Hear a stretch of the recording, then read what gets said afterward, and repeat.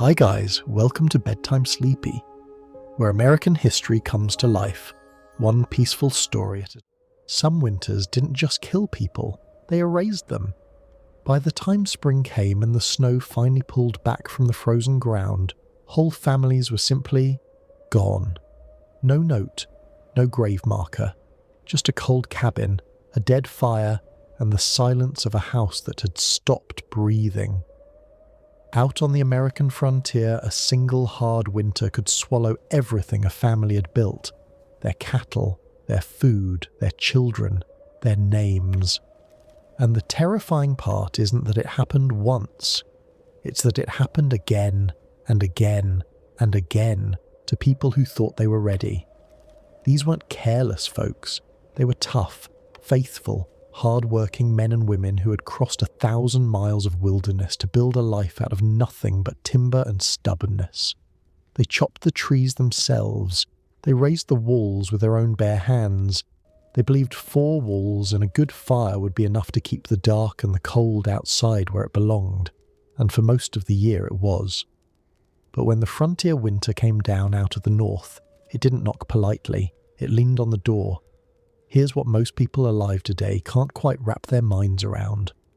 We think of a log cabin as cozy, a postcard, a warm little box glowing gold in the snow, smoke curling gently from the chimney, a family gathered safe and happy around the hearth. That image is a lie, or at least it's only half the truth, because inside those same picturesque walls, people watched their breath turn to fog above their own beds. They woke to find the water bucket frozen solid 3 feet from the fire.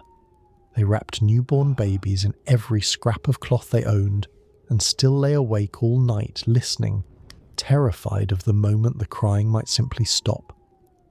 A frontier winter could drop the temperature to 40 below zero. At that kind of cold, exposed skin freezes in minutes. Nails pull loose from cabin walls with a crack like a gunshot. The very logs the house was built from groan and split as the sap inside them freezes and expands, and there was no phone to call for help, no hospital down the road, no neighbour for miles, and even if there had been, no way to reach them through a blizzard that turned the whole world white and blank and endless. If the fire went out, you didn't lose your comfort, you lost your life. So how did they survive it? How did ordinary families, some of them with 4, 5, 6 small children, make it through months of that, sealed inside a single room made of logs and mud and hope? What did those long black winter nights actually sound like from the inside? What did they smell like? What did it feel like to lie in that darkness, hour after hour, knowing the only thing standing between your family and the frozen dark was a stack of firewood that had to last until spring? Those are the questions we're going to sit with tonight. Slowly, quietly, the way these stories deserve to be told. If you find a strange kind of comfort in the old, hard, human stories America almost forgot, the quiet lives lived far from the history books, then you're exactly where you belong. This is Bedtime Sleepy, a place where we tell the true stories of ordinary people from America's past gently, in the soft hours when the world finally goes still. There's no rush here, and nothing to sell you. Just a fire, a voice, and a story worth staying for. If that's the kind of company you'd like on the quiet nights ahead, you're welcome to follow along and stay a while. We'll keep the light on for you. Now, let's go back. Back before central heating and weather forecasts, and the easy warmth we've all forgotten to be grateful for. Back to a time when a family's entire survival rested on a few dozen logs, a clay chimney, and the depth of their own courage. The frontier winter is coming, and once you understand what it was truly like inside those walls, you'll never look at a cozy little cabin the same way again. Let's start with a hard truth that the postcards never show you. For a great many frontier families, the cabin wasn't a refuge from the wilderness. It was a fragile bargain with it. Every crack between the logs was a door the cold could slip through. Every gust of wind found the gaps in the chinking, that hard-packed mix of mud, moss and clay stuffed between the timbers, and pried at them all night long, patient as a thief. Families would wake in the grey morning light to find a thin drift of snow on the floor beside the bed, blown in through a seam no wider than a finger. The wind out there had a voice. Settlers wrote about it in their letters and diaries. That low, endless moan against the walls that never seemed to stop for days at a time, until it worked its way into your dreams and your nerves and the quiet spaces of your marriage. And still, they stayed. Think about the kind of person that takes to haul your whole family into a land with no towns, no doctors, no roads, and to build your only shelter with an axe in your own 2 hands, knowing full well that the first mistake might be the last one you ever make. They weren't fearless. The letters make that plain. They were afraid, often, and lonely in a way that's hard for us to even understand now. But they got up every single morning anyway, and they fed the fire, and they did the work, because there simply wasn't anyone else to do it. That's the quiet, unglamorous kind of bravery this story's built on.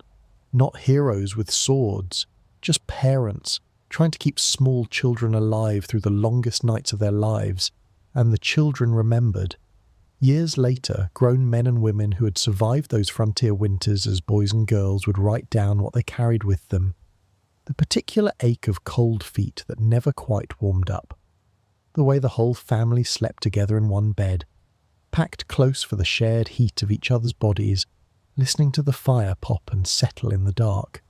The taste of the same food day after day, the boredom, the fear, and threaded through all of it, a closeness so deep that some of them said, decades later, that they never again felt as safe as they had in that one crowded, freezing, firelit room. How is that possible? How can a place that dangerous, that cold, that brutally hard, also become the warmest memory a person carries for the rest of their life? That's the mystery at the heart of the frontier winter. It nearly killed the people who lived through it, and it also made them into something the modern world has almost entirely lost. To understand how, we have to stop looking at the cabin from the outside. We have to walk through that low wooden door and pull it shut against the wind and step into the world these families actually lived in. So take a slow breath and let the present fall away. The year doesn't matter as much as the feeling. It's late in the fall, somewhere on the open frontier, and the first real cold has just come down from the north like a warning. The light is fading early now. The last of the leaves are gone, and somewhere out there, past the tree line, past the frozen creek, a single cabin stands alone against the coming dark. One small square of firelight in a wilderness that stretches farther than any of us today can truly grasp. Inside, a family's getting ready. They don't know yet whether this winter will be one they survive, or one that quietly erases them, the way it erased so many others. But they're about to find out, and so are you. Step through the door with me. The first thing you notice is the dark. Not the soft glowing dark of a movie cabin, but a real thick, close darkness, broken only by the orange breathing of the fire in the hearth. Your eyes take a long moment to adjust. The whole world has shrunk down to a single room, maybe 16 feet by 18, with a low ceiling you could almost touch if you reached up. This is everything now. Kitchen, bedroom, dining room, workshop, nursery and church, all pressed into one square of packed earth or rough plank floor. Now breathe in. The air here has a smell you'd never forget once you'd lived in it. Wood smoke, first and always, soaked into every log and every blanket and every strand of your own hair. Under that, the sharp tang of the pine and oak burning in the fire, and the greasy warmth of tallow candles or a rag wick floating in a dish of animal fat. There's the smell of drying herbs hung from the rafters, and cured meat, and old leather, and wet wool steaming as it dries near the flames. And beneath all of it, faint but always present, the earthy mineral smell of the clay and mud packed into the walls. It's the smell of survival, not pretty exactly, but alive. Your ears adjust before your eyes do. The fire is never silent. It pops and hisses and settles, a constant low crackle that becomes the heartbeat of the whole house. Outside, the wind works at the walls, a long, unbroken moan that rises and falls but never quite dies away. Now and then a gust hits the cabin so hard the whole structure seems to shudder, and a thin whistle sings through some seam in the chinking that nobody's had time to patch. You learn every one of those sounds. You learn them so well that when one of them changes, some deep animal part of your brain wakes up instantly, even in your sleep. Look around the room. Firelight throws everything into flickering gold and deep shadow, so the walls seem to move and lean. Along one side, a rough bed frame is built right into the corner of the cabin, laced with rope and piled high, with cornhusk mattresses and every quilt and hide the family owns. Near the fire hangs a heavy iron pot on a swinging arm, and a few precious tools rest on pegs driven into the logs, an axe, a rifle, a skillet worn smooth from years of use. There isn't much here.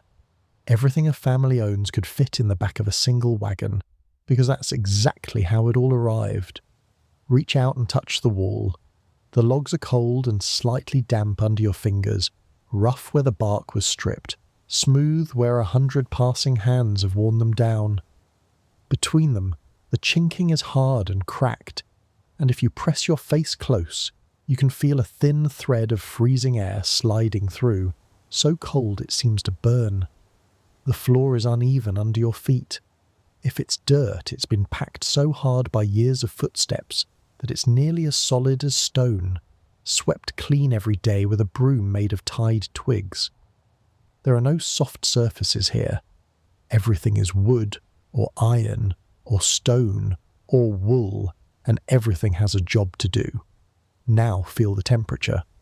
This is the part the postcards get most wrong of all.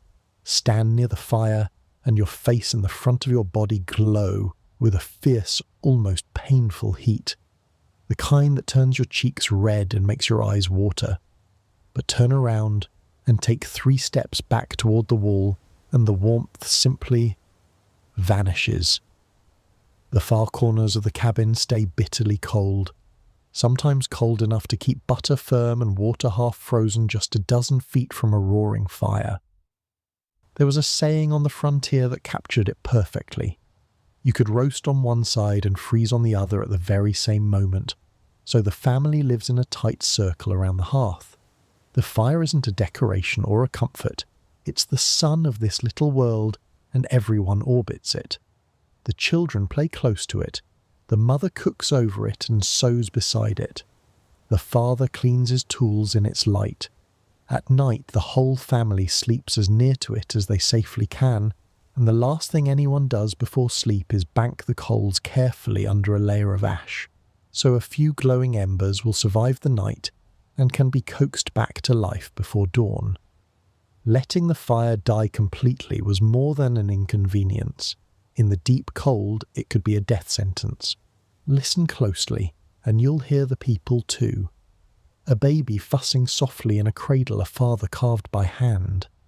The steady scrape of a knife on wood as someone whittles a spoon or mends a broken handle. The mother humming an old tune from a country she left behind and will never see again. And talk. So much talk, because there was nothing else. No screens, no music, but their own voices. No way to fill the long dark hours except with stories told again and again until every child knew them by heart. The oldest daughter reciting her letters, the grandfather remembering a life from decades ago. In a strange way, the very emptiness of frontier life made these families richer in each other than most of us will ever be. Outside that door, understand, there is nothing. No glow of a distant town on the horizon, no headlights, no streetlights, no sound of an engine anywhere in the world. When the sun went down out here, the darkness was total, a blackness so complete that on a moonless night you truly couldn't see your own hand in front of your face. And the cold that came with that dark was a living, hunting thing, pressing against every wall, searching for any gap, any weakness, any way in. The cabin wasn't just a home. It was a tiny glowing island of human warmth, surrounded on all sides by a frozen ocean that wanted very much to put its light out. And yet, inside, there was a kind of peace. Picture the family settled in for the evening, the supper dishes cleaned, the animals tended, the door barred against the night. The wind is howling out there, but in here the fire is steady and the room is warm enough, and everyone you love in the whole world is within arm's reach. There's a security in that closeness that we, with all our space and all our screens and all our separate rooms, have quietly traded away. Out here, you couldn't hide from your family and they couldn't hide from you. You lived pressed together, breath and heartbeat and warmth, night after night after night. But make no mistake about what this closeness cost. They were sealed in here not by choice but by necessity. For weeks at a stretch, in the worst of it, a family might not open that door for anything but the most urgent trip to the woodpile or the barn. The same faces, the same room, the same food, the same four walls, hour after hour, day after day, from the first hard freeze until the thaw. It could bind a family together in love. It could also wear on the nerves in ways the diaries only hint at, gently, between the lines. So this is the world. A single warm room, an ocean of cold, a family holding the line around a fire that can never be allowed to die. It's beautiful and it's brutal, and both of those things are true at exactly the same time. We've stepped inside now. We've felt the heat on our faces and the cold at our backs, smelled the smoke, heard the wind lean against the walls. But there's something about this life that almost everyone today gets wrong. Something about these cabins and the people who built them that the stories we tell ourselves have quietly gotten backwards.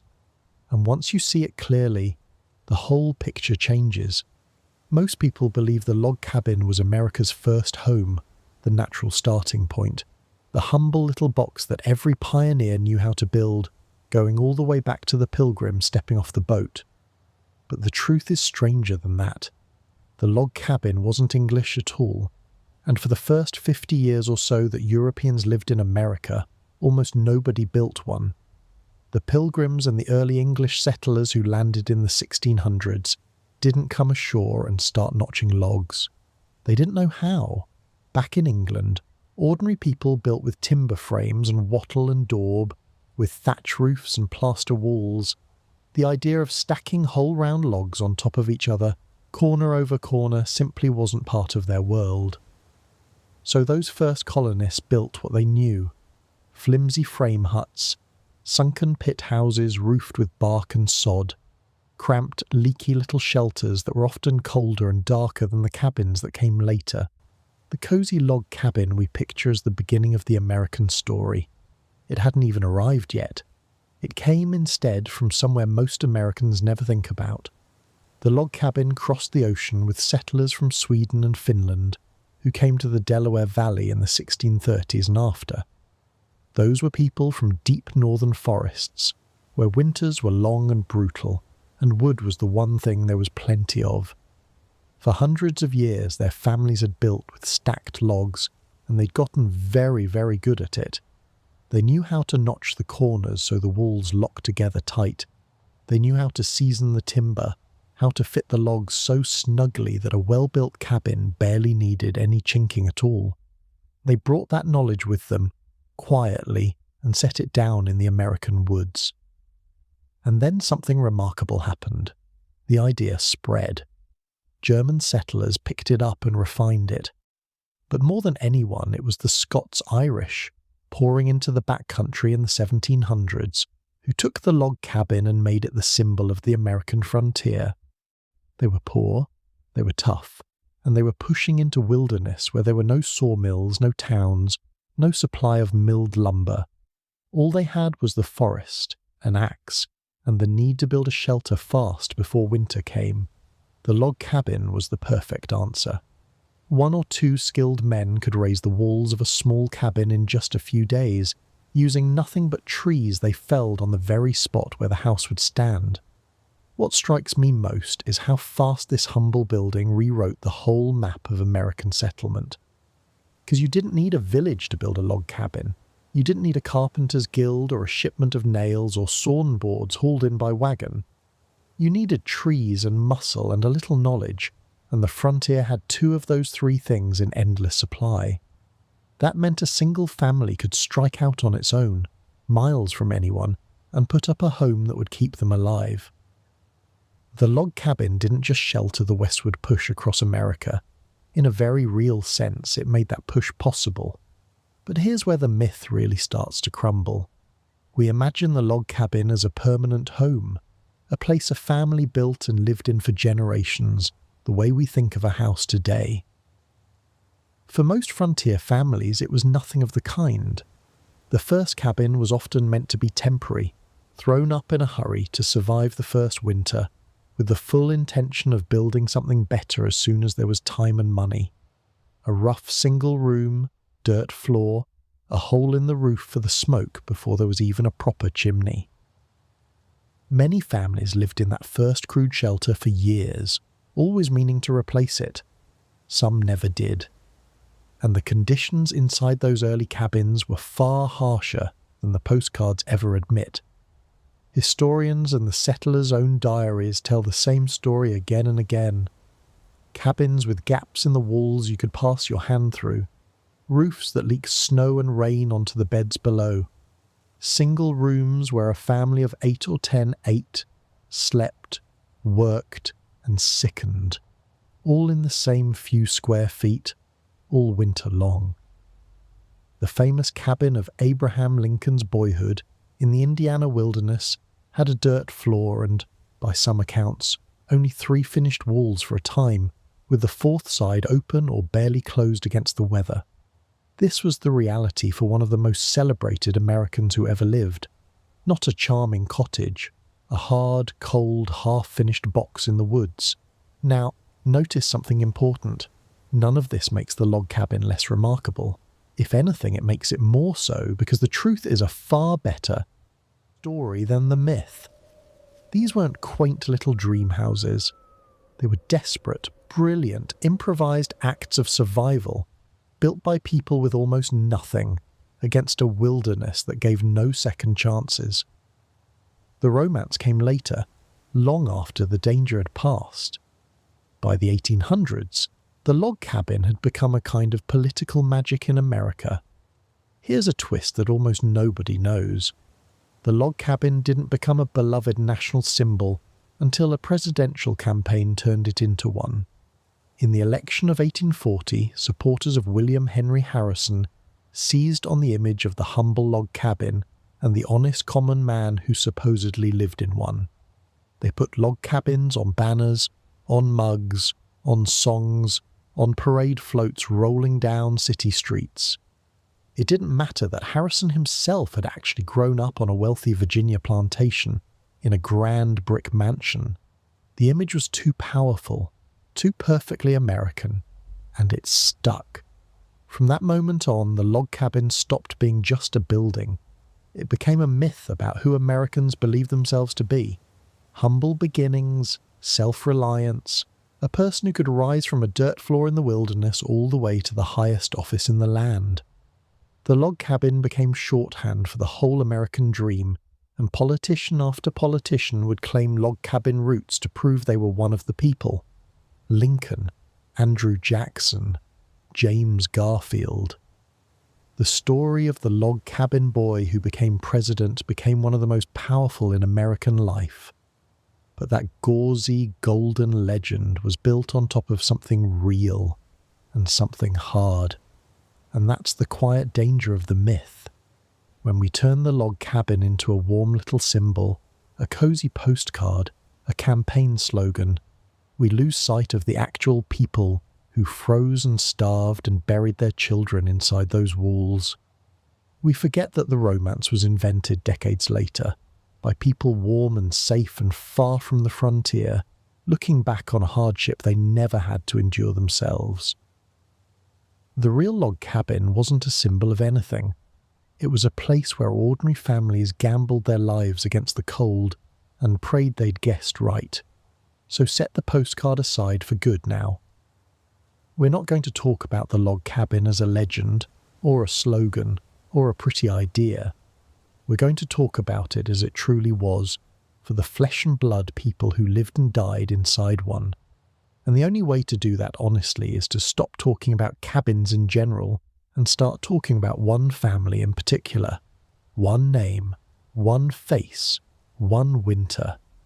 Because the frontier winter wasn't a statistic. It happened to real people, one long night at a time.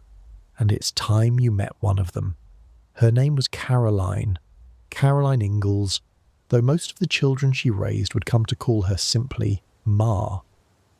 She was a small woman, neat and quiet, with dark hair she kept smooth carefully back, and a way of holding herself very straight, no matter how hard the day had been. She'd been a school teacher once back in the settled country, a young woman who loved books and clean linen and a proper Sunday dress. And somehow she ended up out on the raw edge of the American frontier, raising 4 little girls in a series of log cabins and rough claim shanties, following a husband who could never quite stop looking west. We know her, really, because of her daughter. That daughter was Laura, and Laura grew up to write down everything she remembered about those frontier years. The cold, the hunger, the fear, and the fierce, tender love that held one family together through all of it. Because of Laura, we don't have to guess what these winters felt like from the inside. We have it in a child's own memory, set down decades later, and at the very centre of those memories, calm and steady as the fire itself, is Ma. So let's meet her not as a legend, but as she really was, on an ordinary day before the worst of it came. Caroline had married a man named Charles. Everyone called him Pa, and he was, by every account, a charming and restless soul. He played the fiddle beautifully. He could build almost anything with his hands, and he had a hunger in him, a need to see what lay over the next ridge that pulled the whole family from Wisconsin to Kansas to Minnesota to the Dakota Territory, again and again, always chasing better land and a fresh start.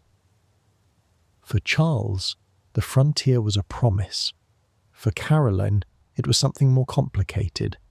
She loved him, and she followed him, and she made a home out of whatever 4 walls he could raise. But she carried a quieter dream, one she rarely spoke aloud, of a settled place, a real town, a schoolhouse for her girls, and a life that didn't have to be rebuilt from nothing every few years. Think about what that took from her. Every time Charles pointed the wagon towards some new horizon, Caroline packed up an entire household into a space smaller than a modern closet. Every dish, every quilt, every seed for next year's garden, every scrap of the life she'd carefully built. And every time they arrived somewhere new, she started over. New cabin, new dirt floor to sweep, new garden to coax out of unbroken ground, new winter to prepare for, in a place with no neighbours, no doctor, and no guarantee they'd all still be alive to see the spring. She did it without complaint, at least none that her daughter ever recorded. That silence wasn't weakness. It was a kind of strength we've almost forgotten how to name. Picture her on a fall afternoon, in the small cabin, getting ready for the cold. Her hands are never still. They're chapped and red from lye soap and cold water, the hands of a woman who does every single thing herself. She's turning the last of the garden into food that will keep, drying, salting, storing away against the long, hungry months to come.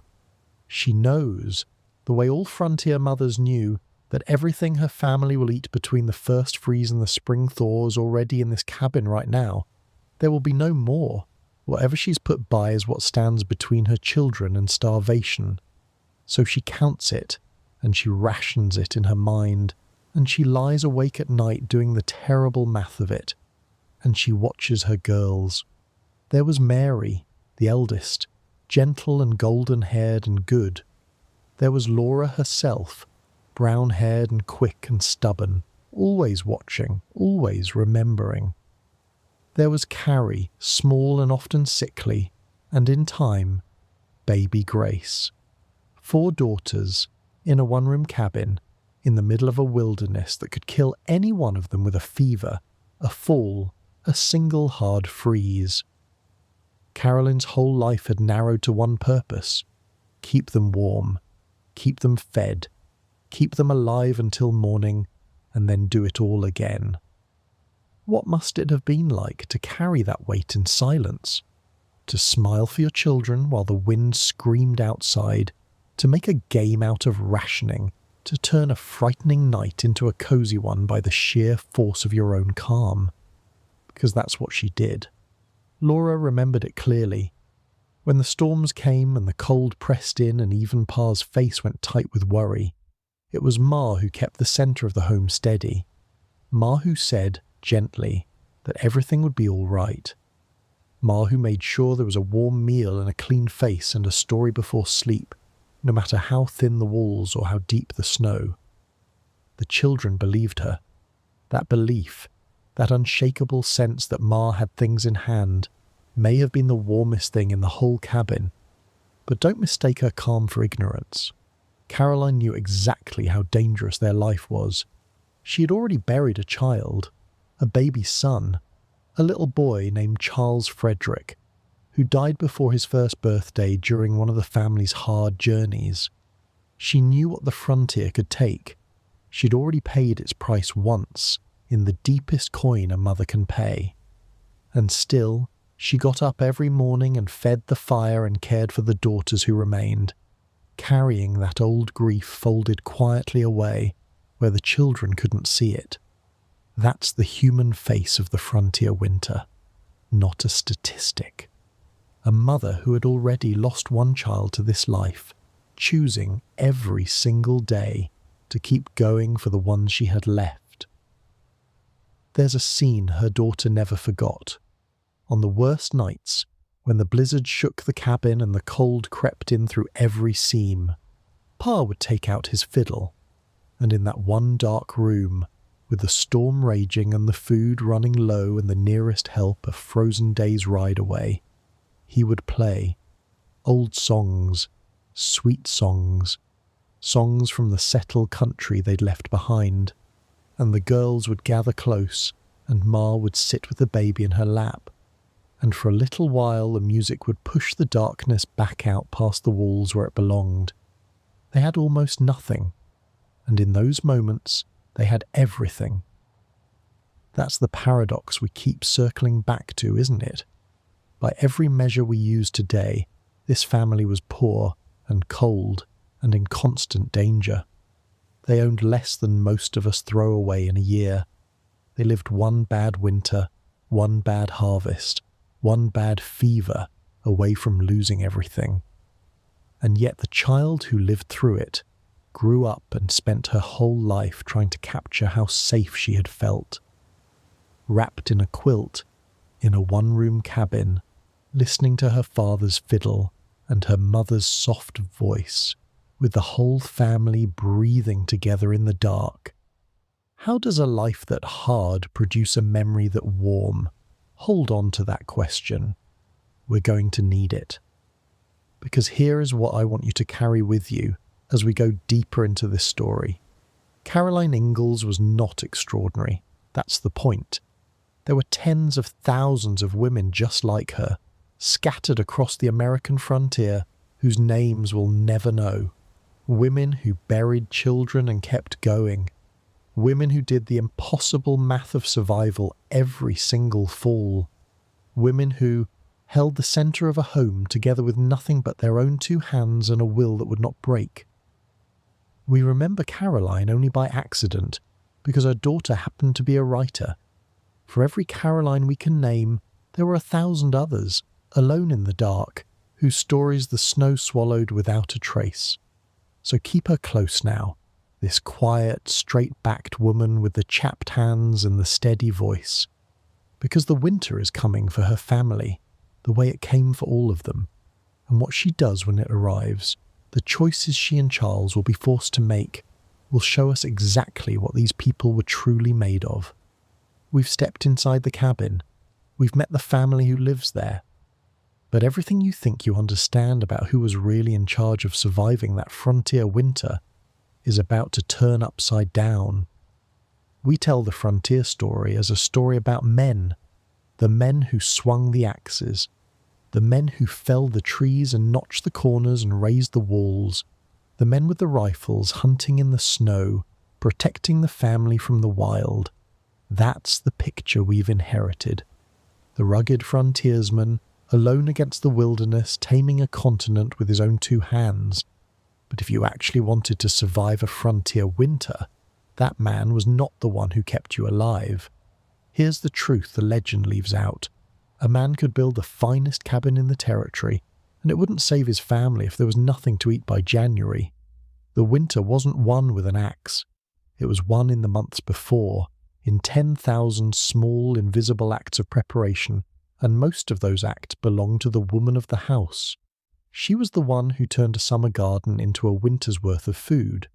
She was the one who knew exactly how much cornmeal was left, how many jars of preserves, how much salt pork, and how many weeks of cold still lay ahead. The frontier winter was, above all, a problem of management, and the manager, quietly, was almost always Ma.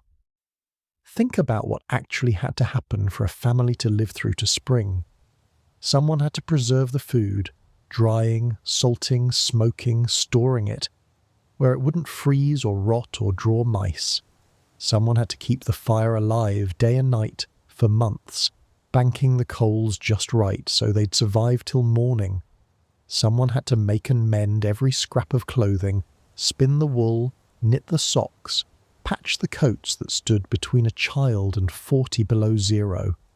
Someone had to nurse the sick with no doctor for 100 miles, to know which herb brought down a fever and which one eased a cough. And someone had to do the daily, endless, back-breaking work of simply keeping a home functioning in conditions that would break most of us today in a week. That someone was the frontier wife, and her knowledge, not her husband's strength, was the true line between survival and death. We don't celebrate this because it doesn't look like heroism. Heroism, in our imagination, is dramatic. It's the fight, the rescue, the single desperate act of courage. But the real courage of the frontier was almost unbearably undramatic. It was getting up in the black cold of a winter morning, breaking the ice on the water bucket, coaxing the fire back to life, and starting another 16 hours of relentless labour. It was doing that every single day, for months, with no applause and no rest and no certainty it would be enough. Most people don't realise that the deadliest enemy on the frontier wasn't the wolf or the blizzard or the raider. It was the slow, grinding arithmetic of scarcity, and the person fighting that enemy, day after invisible day, was usually a woman nobody remembers. And here's where the story gets even more complicated. Because the frontier family, that lonely little cabin standing brave and alone in the snow, was never really as alone as the legend claims. The myth sells us the self-made man, independent, needing no one. But the actual settlers survived because of something the legend almost erases. They survived because of each other. Consider how a cabin even got built. One family working alone could take weeks to raise the walls, weeks they often didn't have before winter. So neighbours came together, sometimes from miles around, for what they called a raising. Dozens of hands lifting the heavy logs into place in a single day, work that would have been impossible for one family alone. The frontier ran on this kind of mutual aid. When a family's crops failed, neighbours shared their own. When a woman went into labour, another woman rode through the snow to help her. When a man was hurt, others took in his work and his children until he healed. The isolation was real, and it was terrible. But so was the web of obligation and kindness that stretched, thin but unbroken, between those scattered cabins. And there's an even deeper layer. one the frontier story has spent 200 years quietly avoiding. The settlers didn't arrive in an empty land. The knowledge that kept them alive, which plants were food and which were medicine, how to survive the specific brutality of an American winter, how to hunt and preserve and endure in this particular wilderness, much of that knowledge came, directly or indirectly, from the native peoples who had lived on this land for thousands of years. The very crops that filled the winter stores, corn, beans, squash, were gifts of native agriculture, developed over countless generations. The frontier family surviving in its cozy cabin was standing, whether it knew it or not, on a foundation of borrowed wisdom. And that same westward push that raised those cabins was, at the very same time, driving the original owners of that knowledge from their homes. That's the hardest part of this story to hold, honestly. The log cabin is a symbol of American courage and endurance, and it truly was those things. The families who lived in them suffered and sacrificed in ways that deserve our deep respect. But every cabin on the frontier also sat on land that had belonged to someone else. The same winter that tested the settler family so cruelly was, for the native family driven from that very ground, a catastrophe with no cabin at all to shelter in. Both of those truths are real. Both happened at the same time, on the same land.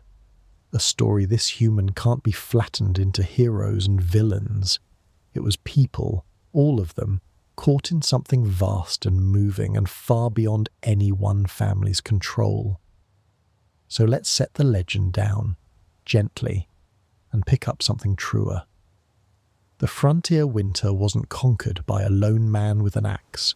It was survived by a woman's quiet mastery of scarcity, by neighbours who owed each other everything, and by knowledge older than the settlers themselves, drawn from the very people they were displacing. The real story is messier than the myth, and harder and sadder. But it's also somehow more beautiful, because it's about human beings actually needing one another in a way our comfortable, separate modern lives have almost entirely lost. Now hold all of that in your mind and come back to Caroline. Come back to that small, straight-backed woman in her one-room cabin, doing the arithmetic of survival in her head while she smiles for her daughters.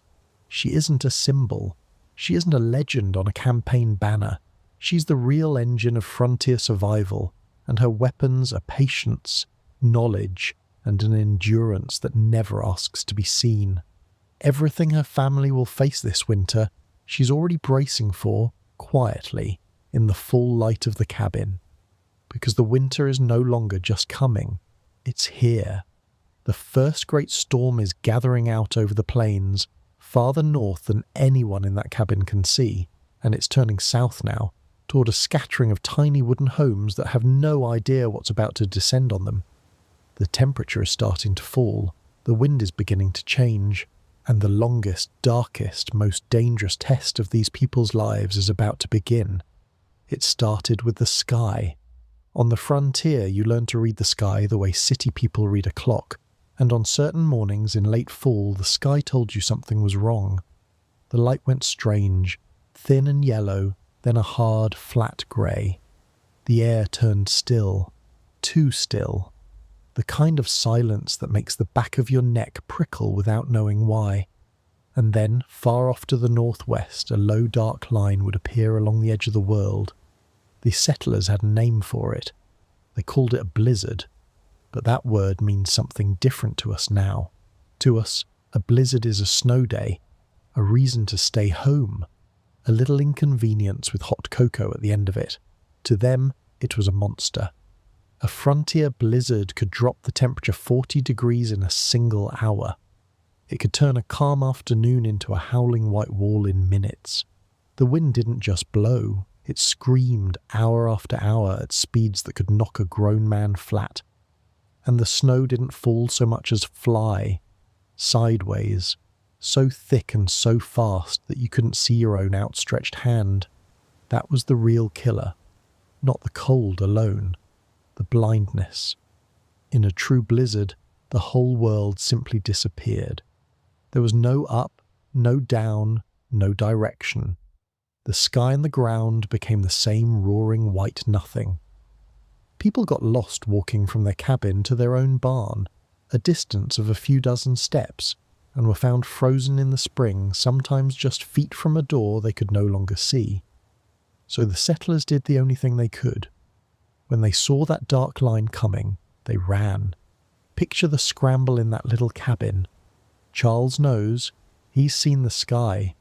He drops what he's doing and moves fast because now every minute counts. The animals first. Get the cow and the horses into the barn or they'll be dead by morning. Break the ice on the trough. Pile in feed to last. Because he may not be able to reach them for days. Then wood. So much wood. He hauls armload after armload from the pile to just inside the door, stacking it high, because once the storm hits, that wood pile might as well be on the moon. His hands are already going numb. The first flakes are stinging his face like sand, and the wind is rising. Inside, Caroline is moving just as fast. Water. Fill every bucket, every pot, every container in the house, because soon the creek and the well will be locked under ice and howling snow. Food. Bring it close. Keep it from freezing solid. The children.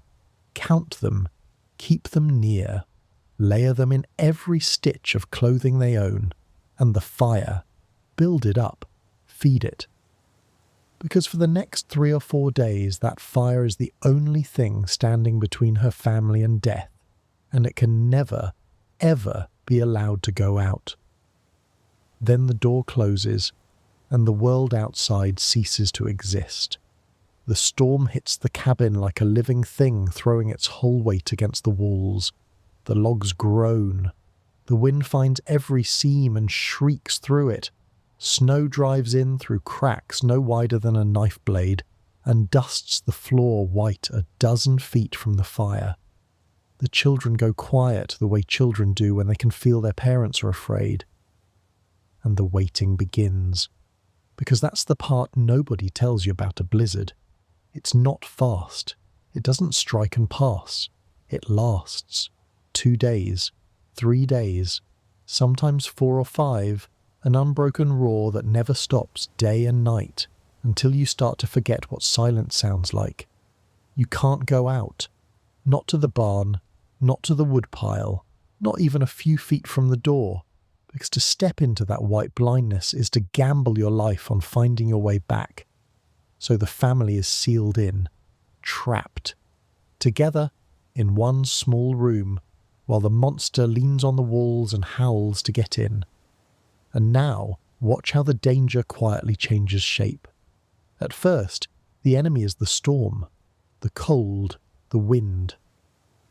But as the hours stretch into days, a second enemy creeps in, one the family carries inside the cabin with them. The woodpile is shrinking. Charles watches it go, log by log, and does the math he doesn't say out loud. How much is left? How long the storm might last? What happens if it lasts longer than the wood?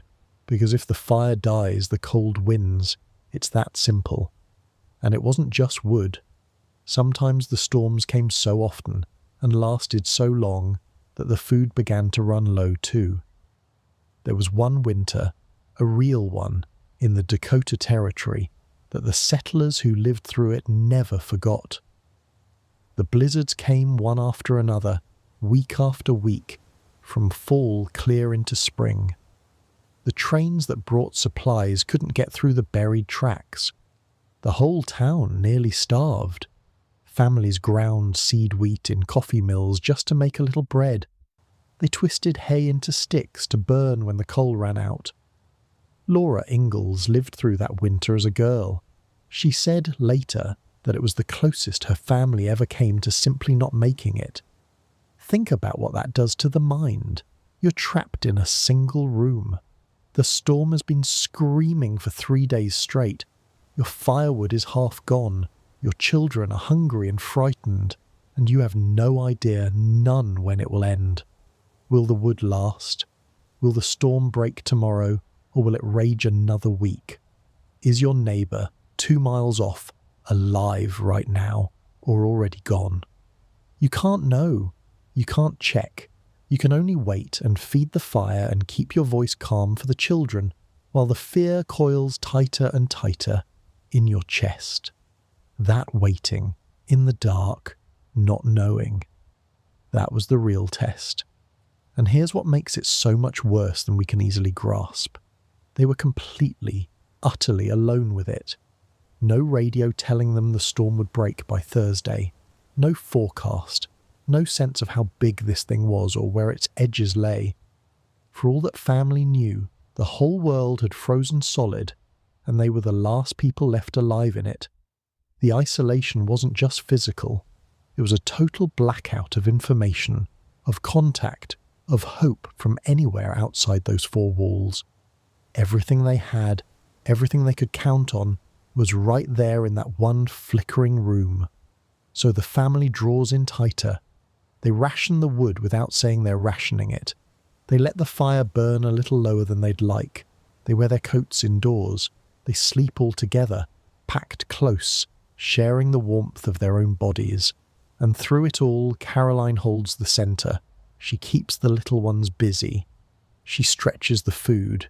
She measures out calm in careful spoonfuls, the same way she measures out the cornmeal, because she knows that panic in a place like this can kill just as surely as the cold. She's afraid. Of course she's afraid. But she has learned the frontier's hardest lesson. You don't get to fall apart. Not when four small girls are watching your face to know whether they should be scared. And then, on the third night, or the fourth, something shifts. Charles goes still. He lifts his head, listening. Caroline hears it too. Or rather, she hears what isn't there anymore. The wind. It's dropping. The endless roar that's filled their ears for days is beginning slowly to fade. The whole cabin seems to hold its breath as the sound dies down and down, until at last there's nothing left but the crackle of the fire and the pounding of their own hearts. The storm is passing. They've made it. This time. But when they finally push open the door, they step out into a changed world. The snow has swallowed everything. Fences gone, landmarks gone, the barn a white mound, the whole familiar landscape erased and made strange, glittering and silent under a hard blue sky. And somewhere out there they know, not every cabin held, not every family kept their fire alive. Because the thing about the frontier winter is that it wasn't one storm, it was many. And this one, terrible as it was only the first. There would be more before spring. There were always more. The question was never whether the storms would come again. The question was whether this time the family had enough left to survive them, and to understand what really decided that. We have to look past the weather entirely, to the vast, invisible machinery that had put these families out here in the first place. Here's a question almost nobody stops to ask. Why were they out there at all? Why would a mother with 4 small children, a woman who knew exactly how deadly a frontier winter could be, end up in a one-room cabin 100 miles from the nearest doctor, gambling her family's lives against the cold? The easy answer is adventure, restlessness, a husband chasing the horizon. But the real answer is much larger and much colder than one man's wandering heart. Those families didn't just drift onto the frontier, they were put there, deliberately, by forces so big that most of them never saw the whole shape of it. Behind every lonely cabin in the snow stood governments, railroads, banks, and land speculators, all with their own reasons for wanting ordinary people scattered across the wilderness. The settler thought he was chasing his own dream. In truth, he was often a small piece in someone else's very large plan. Start with the government.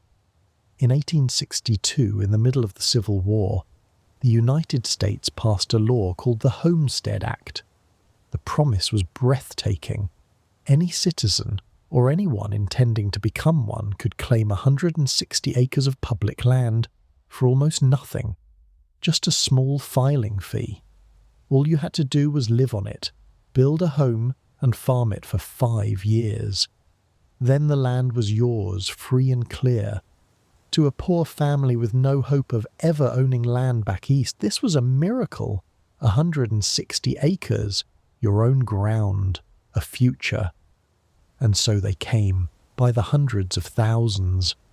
But think about what that law was really doing. The government had a continent it wanted filled with farms, with towns, with tax-paying, loyal citizens who would hold the land and make it produce. Empty land generated nothing. Settled land generated wealth and control. So the government offered up the frontier almost for free, knowing full well that many of the people who answered the call would suffer terribly, and some would die. The homesteaders were the tip of the spear, and the hand that threw that spear was in Washington. Then came the railroads, and this is where the machinery really turns. The railroad companies were given something almost unimaginable. Enormous grants of land from the government, millions upon millions of acres in long checkerboard strips on either side of the tracks they were building west. But that land was worthless to them empty. A railroad only makes money if there are people and goods and crops to carry. So the railroads needed to fill the plains with farmers as fast as humanly possible. Farmers who would ship their wheat east and order their supplies west, all on the railroad's lines, paying the railroad's fares forever. So the railroads became salesmen, and what they sold was a dream. They sent agents across the eastern cities and clear across the ocean into Europe, papering whole countries with posters and pamphlets. They painted the American plains as a paradise. Rich soil, gentle weather, easy fortunes waiting for any hard-working family bold enough to come. The advertisements left a few things out. They didn't mention the 40-below winters. They didn't mention the blizzards that lasted a week, or the grasshopper plagues, or the droughts, or the crushing loneliness, or the graves of children dug into the frozen ground. They sold the dream. The family lived the reality, and behind the railroad stood the banks and the speculators, because even free land isn't really free. A family needed a wagon and oxen and a plough and seed and a stove and tools and enough food to survive the first year before the first harvest ever came in.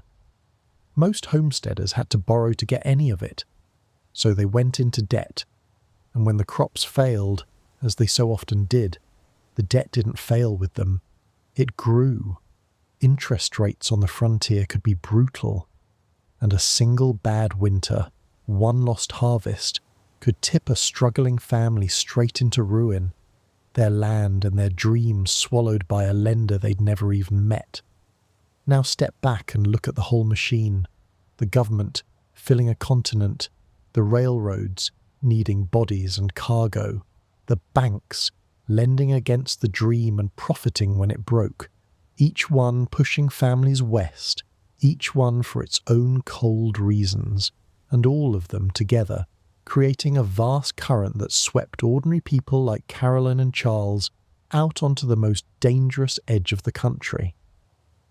The settlers felt they were making a free choice, and in a way they were, but the deck was stacked, the board was laid out, and the invisible pressures shaping their lives ran all the way back to boardrooms and government halls they would never see.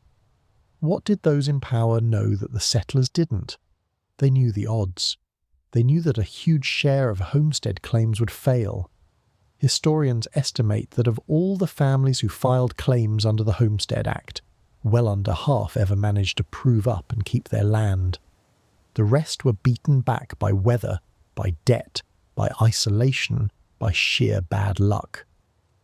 The men who designed the system knew there would be casualties.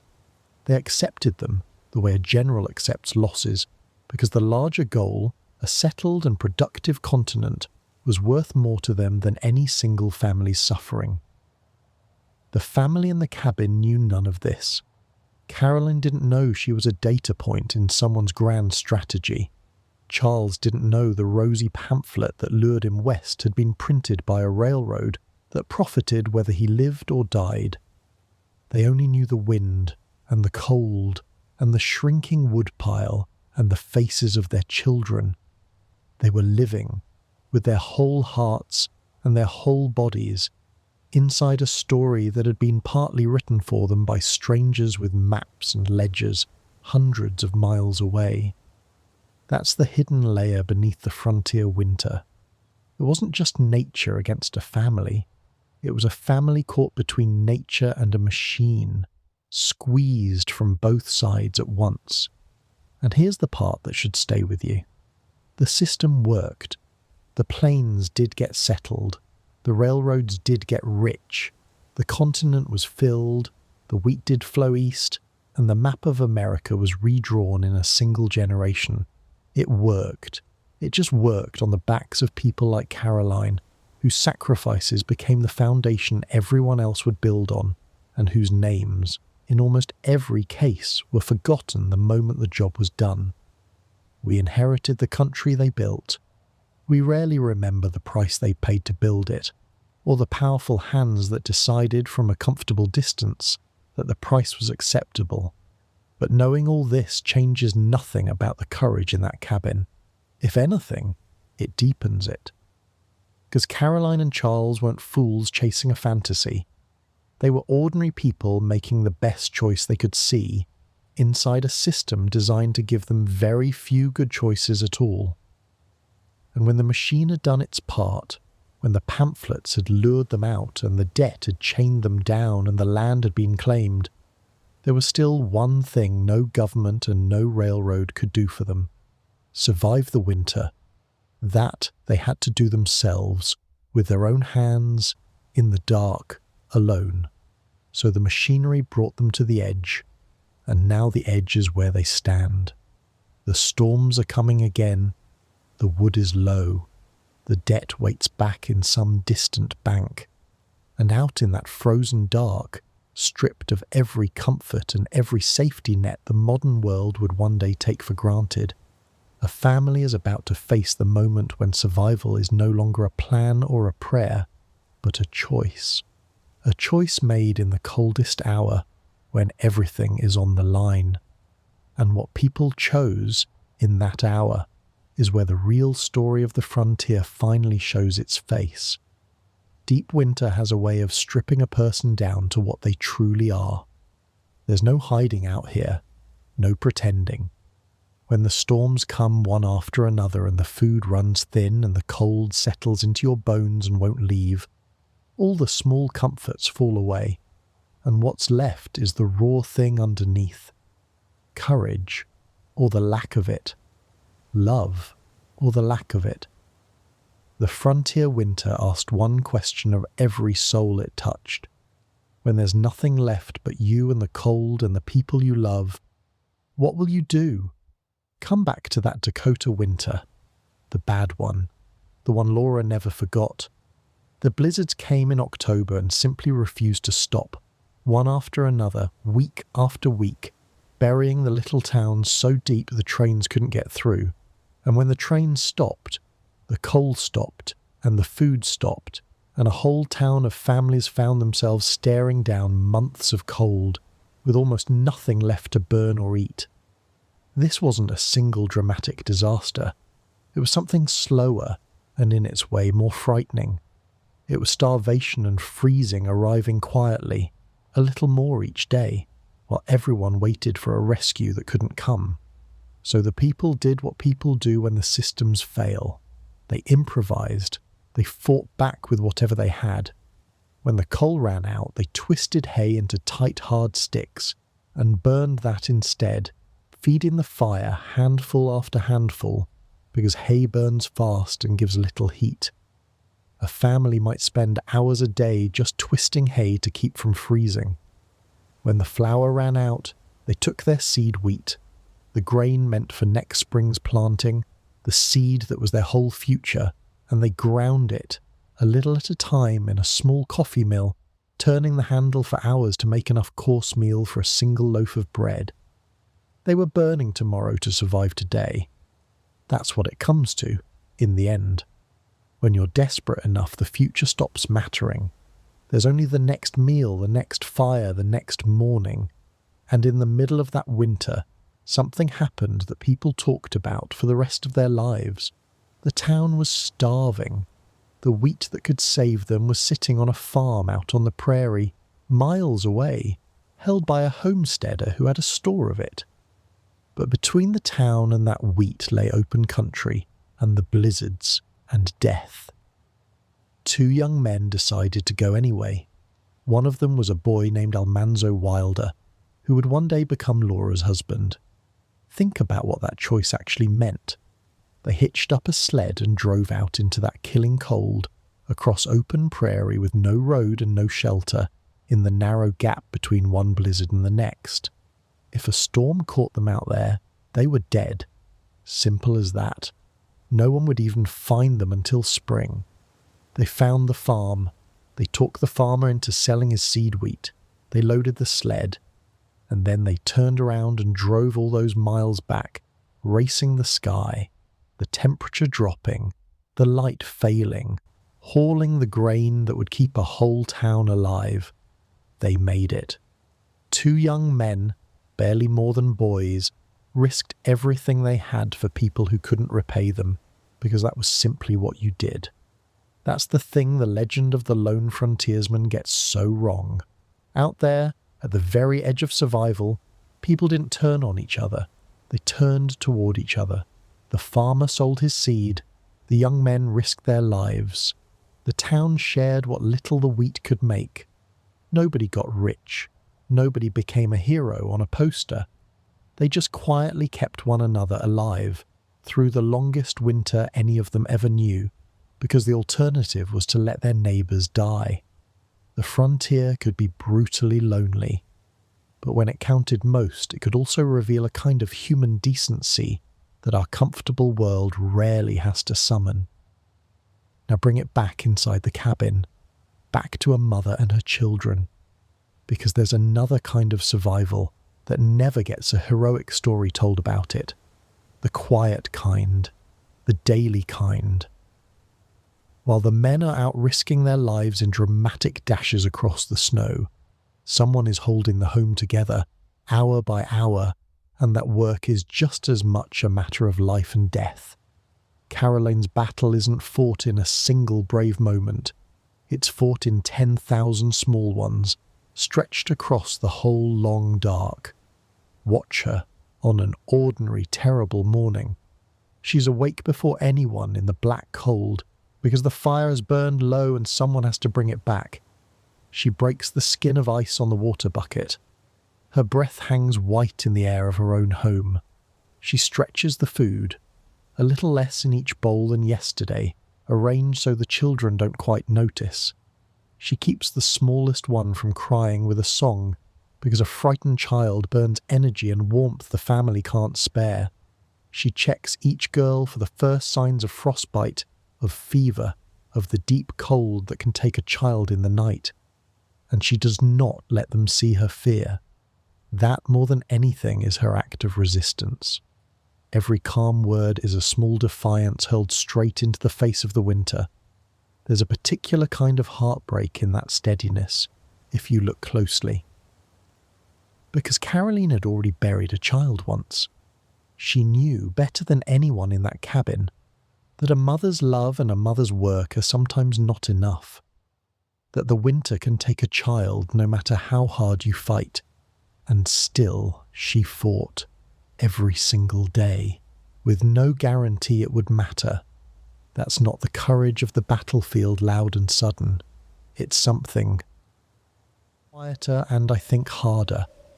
The courage to keep caring, to keep trying, to keep loving fiercely, in the full knowledge that it might all be taken away regardless. And then, on the hardest nights, there was the fiddle. When the storm was at its worst, when the food was low and the wood was low and even Charles's steady face had gone tight with worry, he would take out his fiddle and play. Think about what that really was. It wasn't entertainment, it was defiance. It was a man saying, into the teeth of a storm that wanted his whole family dead, that they were still here, still together, still human, still capable of making something beautiful in the dark. The music didn't warm the cabin, but it warmed something else, something the cold couldn't reach, and the children who heard it carried that warmth for the rest of their long lives. This is the heart of it, I think. The frontier winter tried to reduce these people to animals, to pure survival, to nothing but the desperate scramble for heat and food. And they refused. They twisted hay and ground seed wheat and rationed the last of the cornmeal, yes. But they also sang. They told stories. They risked their lives for strangers. They held their children and lied gently about how scared they were. They stayed human. That was the real victory. Not just surviving the winter, but surviving it without letting it turn them cold inside.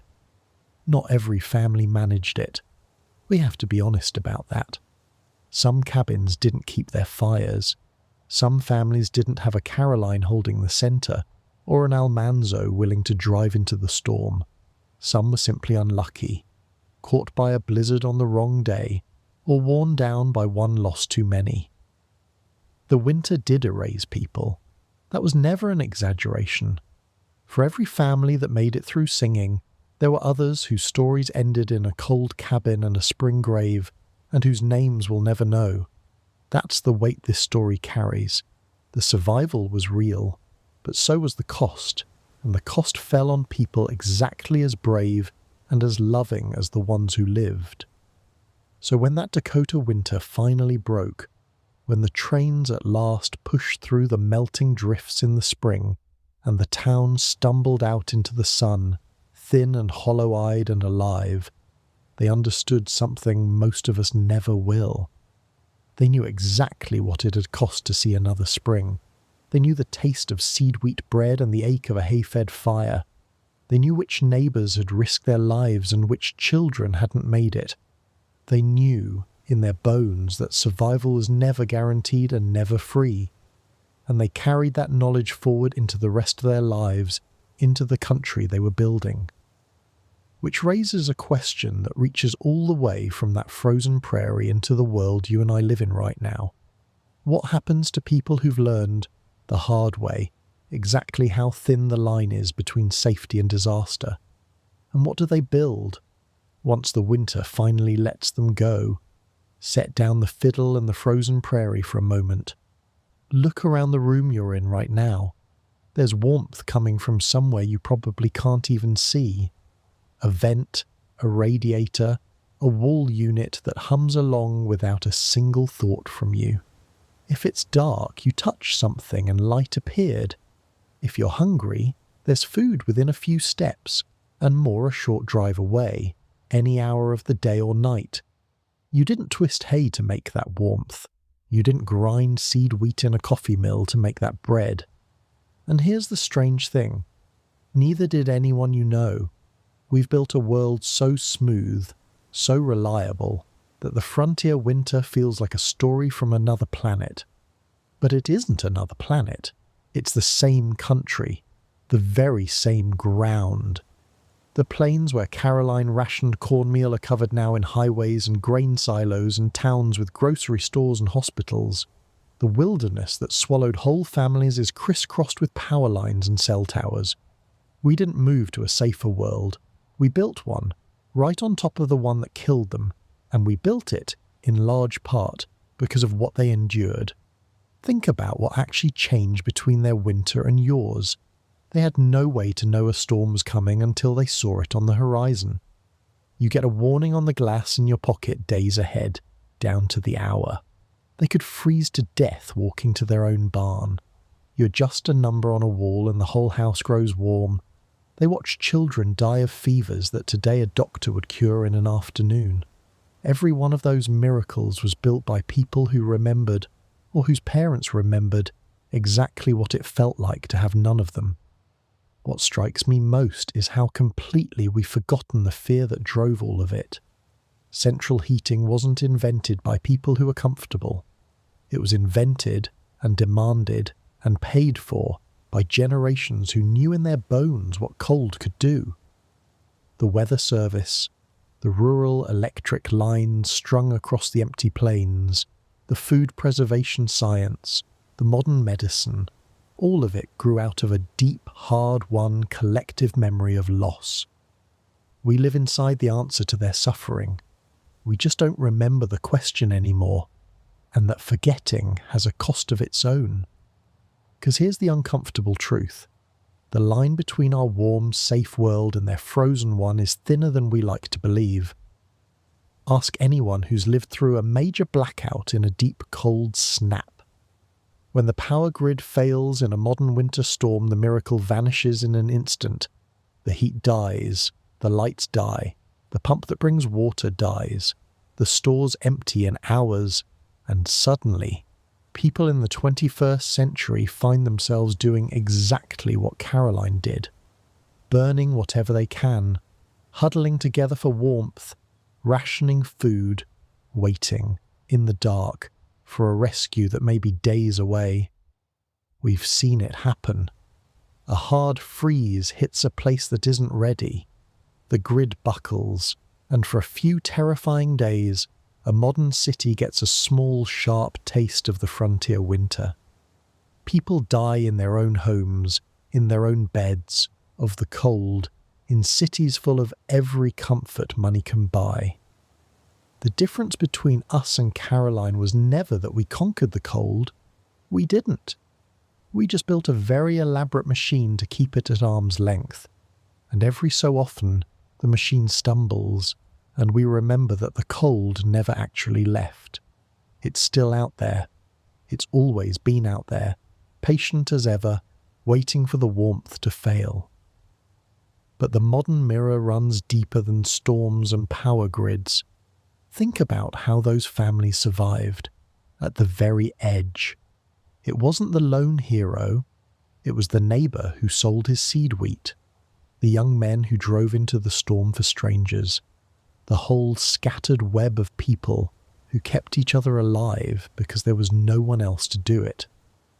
Now ask yourself an honest question. Do you know your neighbours' names?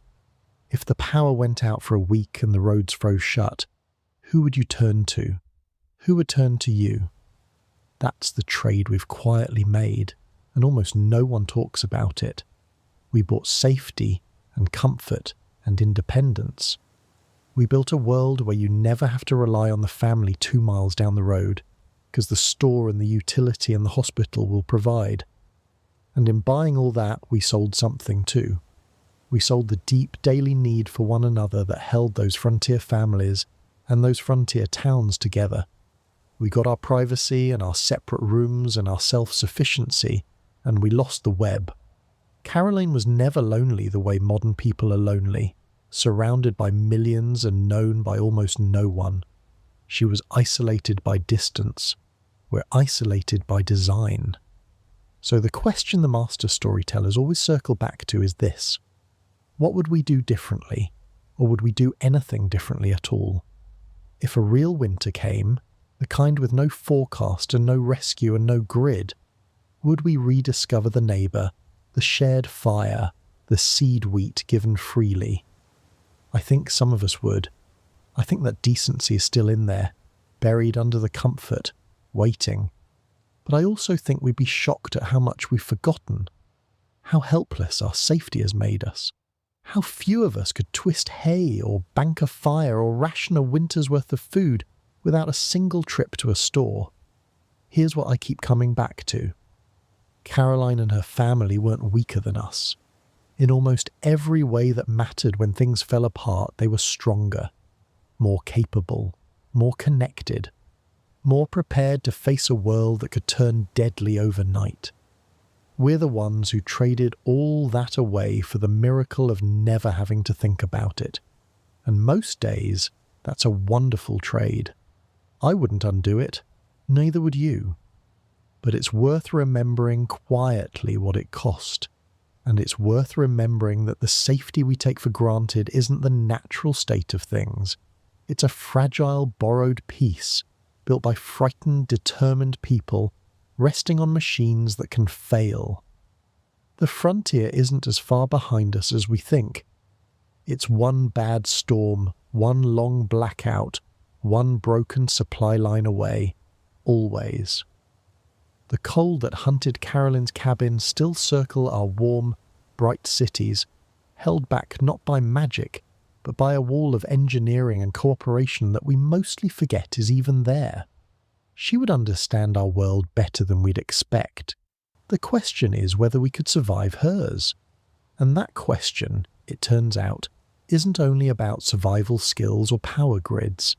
It reaches into something harder, something historians and descendants still argue about to this day. Because when we look back at those frontier families, at what they endured and what they built and what it cost, we don't all see the same thing. Some see heroes, some see victims, some see something far more troubling, and the truth, as it so often does, refuses to sit quietly on anyone's side. We like our history clean. Heroes over here, villains over there. A clear story with a clear meaning so we know exactly how to feel when the credits roll. The frontier refuses to give us that. Because when you look closely at those families in their cabins, at what they endured and what they set in motion, you find yourself standing in the middle of an argument that historians, descendants, and native nations are still having right now.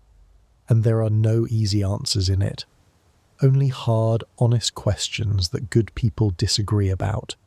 Start with the simplest version of the story, the one most of us grew up with. In this version, the settlers are heroes, brave, self-reliant, ordinary people who faced down an unforgiving wilderness with nothing but courage and their own two hands. They suffered, they sacrificed, they buried their dead in frozen ground, and out of all that pain they built the towns and farms and freedoms we enjoy today. There's real truth in this. The courage was real, the suffering was real. To wave it away would be its own kind of lie. But there's a second version of the story, and it's just as true, and it points the other direction entirely. In this version, the settlers weren't only builders, they were the leading edge of something that devastated the people who were already here. Every cabin raised on the plains stood on land taken from native nations who had lived on it for thousands of years. The same government pamphlets that lured homesteaders west were part of a vast project that pushed the original inhabitants off their homelands onto reservations through broken treaty after broken treaty. The winter that tested the settler so cruelly. For the native family driven off that same land, there was often no cabin to test at all, just exile and hunger and a cold with no fire to sit beside. So here's the first great debate, and it's a painful one. Can both things be true at once? Can we honour the genuine courage and suffering of the settlers, and at the same time refuse to look away from what their settlement cost the people already living there? Some say no, that to celebrate the pioneers is to whitewash a conquest. Others say the homesteaders themselves were mostly poor, desperate people, pawns of the same powerful forces we talked about earlier, no more responsible for the whole design than a single soldier is responsible for a war. Where you land on that question probably says as much about you as it does about history. There's a second debate, quieter but just as sharp. Were the settlers victims or were they willing participants? We've talked about the machinery, the government, the railroads, the banks that pushed families onto the frontier and profited from their labour and their debt. In that light, people like Carolyn and Charles look like victims of a system that used them up and forgot them. But not everyone sees it that way. Many descendants of homesteaders bristle at the word victim. Their ancestors, they say, weren't tricked or used. They chose. They took a hard gamble with open eyes and won a life and a legacy that lasted generations. To call them victims, they argue, is to steal their agency and their dignity. And both sides have a point, don't they? The system was real. The manipulation was real. The odds were stacked, and the powerful did profit from the suffering of the powerless. And yet the people were real too, with real choices, real grit, real pride in what they'd built against terrible odds. Maybe the honest answer is that they were both at once. People can be used by forces larger than themselves and still make brave, meaningful choices inside that trap. History is full of people who are exactly that. Perhaps most of us are. Then there's the debate over the memory itself, because how we tell this story matters enormously, and we can't seem to agree on how to tell it. For a century, the frontier was pure romance, the brave pioneer, the noble struggle, the triumphant taming of a wild land.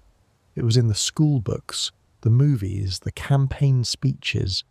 It was the American story we told ourselves about who we were. Then, in recent decades, that story came under hard scrutiny. Historians pushed back, insisting we reckon with the displacement, the broken treaties, the human cost paid by those who were pushed aside. Even beloved stories, the gentle cabin tales themselves, came under new and difficult examination for how they portrayed native peoples. And that reckoning sparked its own fierce argument. Some welcome it as long overdue honesty, a country finally growing mature enough to face its whole past, the beauty and the brutality together. Others feel that in tearing down the old romance, we've become unfair to the ordinary people who lived and died out there, that we've turned real, complicated human beings into symbols to be judged, condemning people of the past for not sharing the values of the present. Is it justice, or is it presentism? Honesty, or erasure of a different kind? The argument goes on in classrooms and family kitchens and comment sections, unresolved. Here's what I find most striking about all of it. The people in the cabin, Caroline and Charles and their girls, they weren't debating any of this. They weren't thinking about their place in a grand historical argument. They were thinking about the woodpile and the cornmeal and whether the baby's cough would turn into something worse by morning. The vast moral questions we argue over now were, to them, simply the water they swam in. Invisible. Total. The only world they'd ever known. That's the humbling part. Someday, people will look back at our lives, our choices, the systems we swim in without questioning, and they'll debate us the very same way. So what do we do with a story that won't resolve? Maybe that's the wrong question. Maybe the point isn't to resolve it at all. Maybe the honest thing is to hold all of it at once.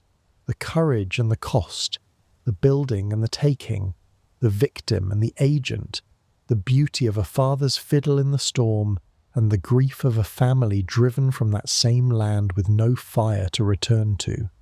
History isn't a verdict, it's a conversation. And the best thing we can do for the people who lived it, all of them, is to refuse the easy version and keep the hard conversation going. Because the people on every side of it were human. The homesteader shivering in her cabin was human. The native mother driven from her homeland was human. Even the men in the distant boardrooms drawing lines on maps that would send families into the snow were human, telling themselves stories about progress and destiny to sleep at night. None of them were the cartoon versions we're tempted to make of them. They were people, caught in something enormous doing what people do, surviving, choosing, justifying, enduring.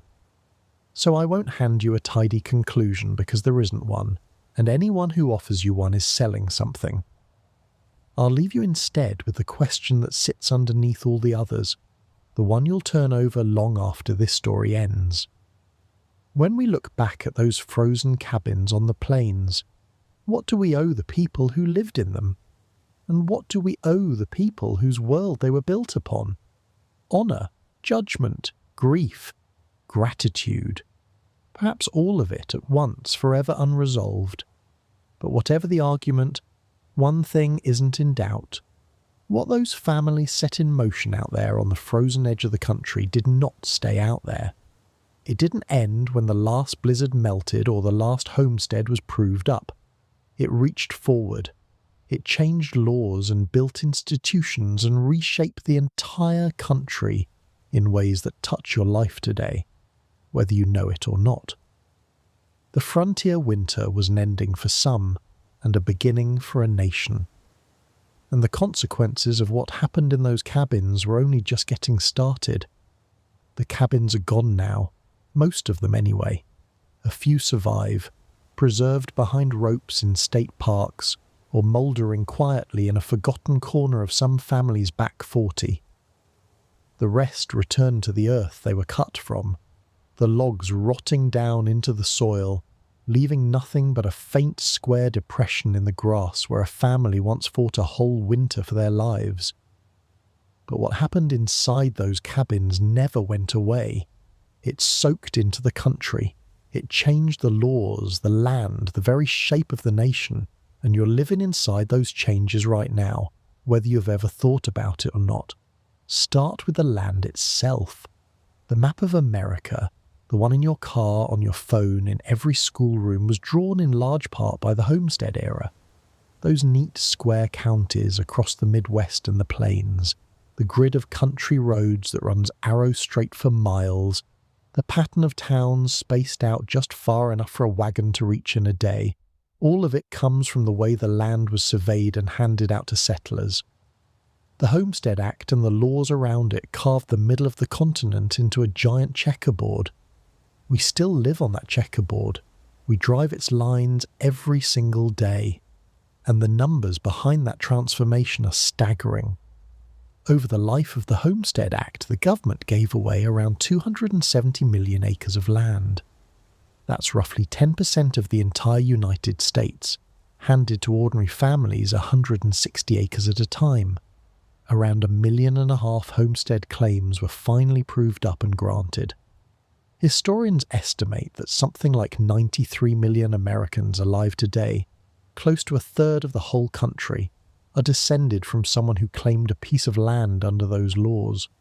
The odds are real that it's in your own family tree somewhere back there, a great-great-grandparent shivering in a cabin whose gamble is the branch of the family ended up where it did.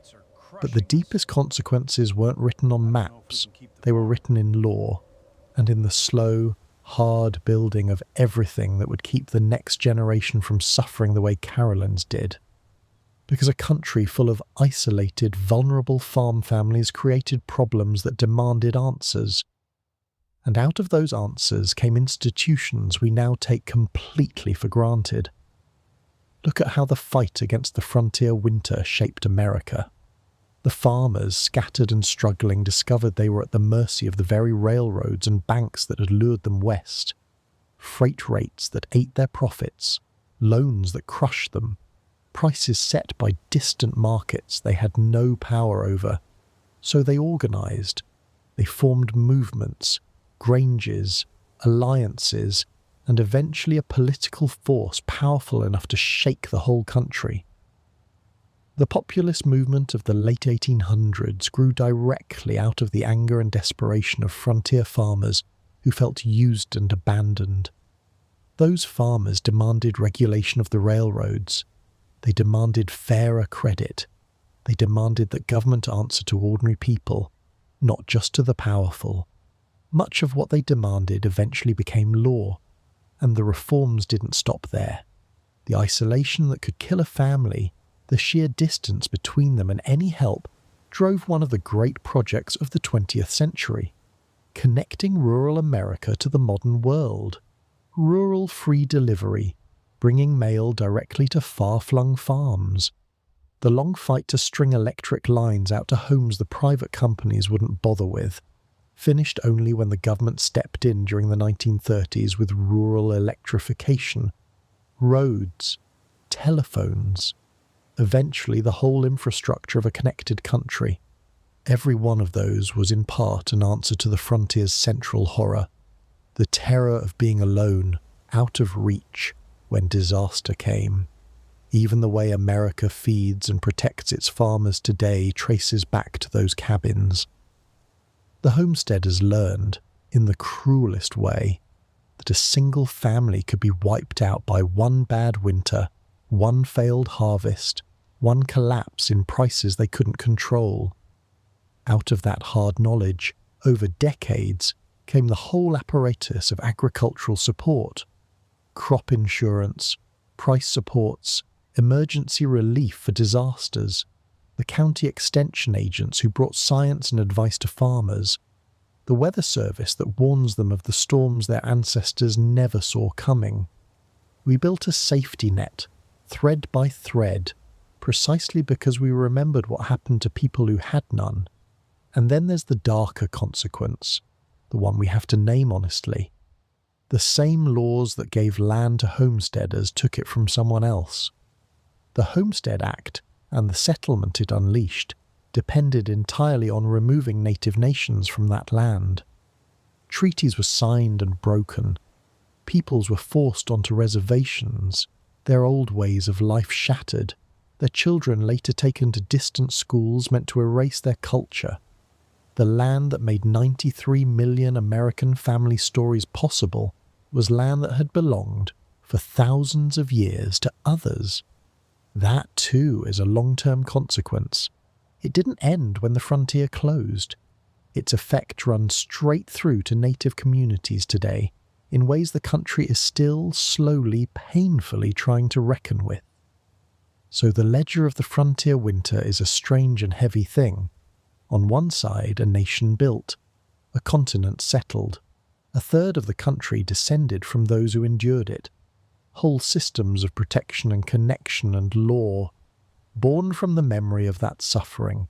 On the other side, a people displaced, a wilderness lost, a wound in the country's origins that has never fully closed. Both sides of that ledger were written by the same hands, in the same cabins, in the same cold. History rarely lets us have one without the other. There's one more consequence, though, subtler than laws or maps, and in some ways more powerful. The frontier winter changed how Americans think about themselves. That image of the self-reliant family, standing alone against the wilderness, surviving by grit and ingenuity, became the deep bedrock of American identity. The belief in independence, in pulling yourself up, in facing hardship without complaint, all of it draws on the memory of those cabins. It's why a politician still wants to claim log cabin roots. It's why we still tell ourselves that the individual, standing alone, can overcome anything. And that self-image is a double-edged inheritance. At its best, it gave Americans a genuine resilience, a refusal to quit, a faith that ordinary people can endure extraordinary things. That's real, and it's precious, and it came straight out of those winters. At its worst, it taught us a myth, the myth of the person who needs no one. When the actual frontier survived on neighbours and shared seed wheat and borrowed wisdom, we inherited the pride of self-reliance. We too often forgot the cooperation that was quietly holding it up the whole time. So the cabins fell, but nothing about them was really lost. They're in the roads you drive and the laws that protect you, and the electricity in your walls and the stubborn pride you feel when you refuse to give up. They're in the wounds the country still carries and the arguments we still have about who we are. The frontier winter reached forward across 150 years and touched your life today, in 100 ways you never noticed. That's what it did to a nation. But it did something else too, something more intimate and more human. It changed the people who lived through it, one soul at a time. And to see that, we have to follow them out of the cold and watch what they became once the winter finally, mercifully let them go. Spring came the way it always did, not all at once, but in small mercies. The wind lost its edge. The drifts sank and greyed and began to weep water into the thawing ground. One morning a family would step outside and hear something they hadn't heard in months. Bird song. The winter was over. They had lived. And the people who walked out into that first warm sun were not the same people who had sealed the door against the cold so many long weeks before. Something happens to a person who survives a thing like that. You can see it in the faces in old photographs if you look closely. That particular steadiness in the eyes, that set of the jaw. These were people who had stared down the real possibility of their own death and the deaths of their children and had come through it still standing. That kind of experience doesn't leave you. It hardens some part of you, yes, but it can also deepen you in ways that comfort never will. Watch what the survivors did with that hard-won strength. The Ingalls family is a small, bright example of it. After all those years of wandering, all those cabins and claim shanties and killing winters, they finally did the thing Caroline had quietly longed for all along. They stopped moving, they settled. In a little town in the Dakota Territory called De Smet, they put down roots at last. Charles, the restless wanderer, finally let the horizon be. He took up steady work. The family became part of a community, with a church and a main street and neighbours whose names they knew. The frontier had in the end made even a wanderer crave a home and the daughters. This is where the transformation becomes almost breathtaking. Mary, the gentle eldest, went blind after a terrible illness. On the frontier of an earlier generation, that might have been the end of any future for her. But the country was changing, partly because of families exactly like hers. Mary was able to attend a college for the blind, to learn to read by touch, to build a life of dignity that would have been unimaginable for a blind frontier girl a few decades before.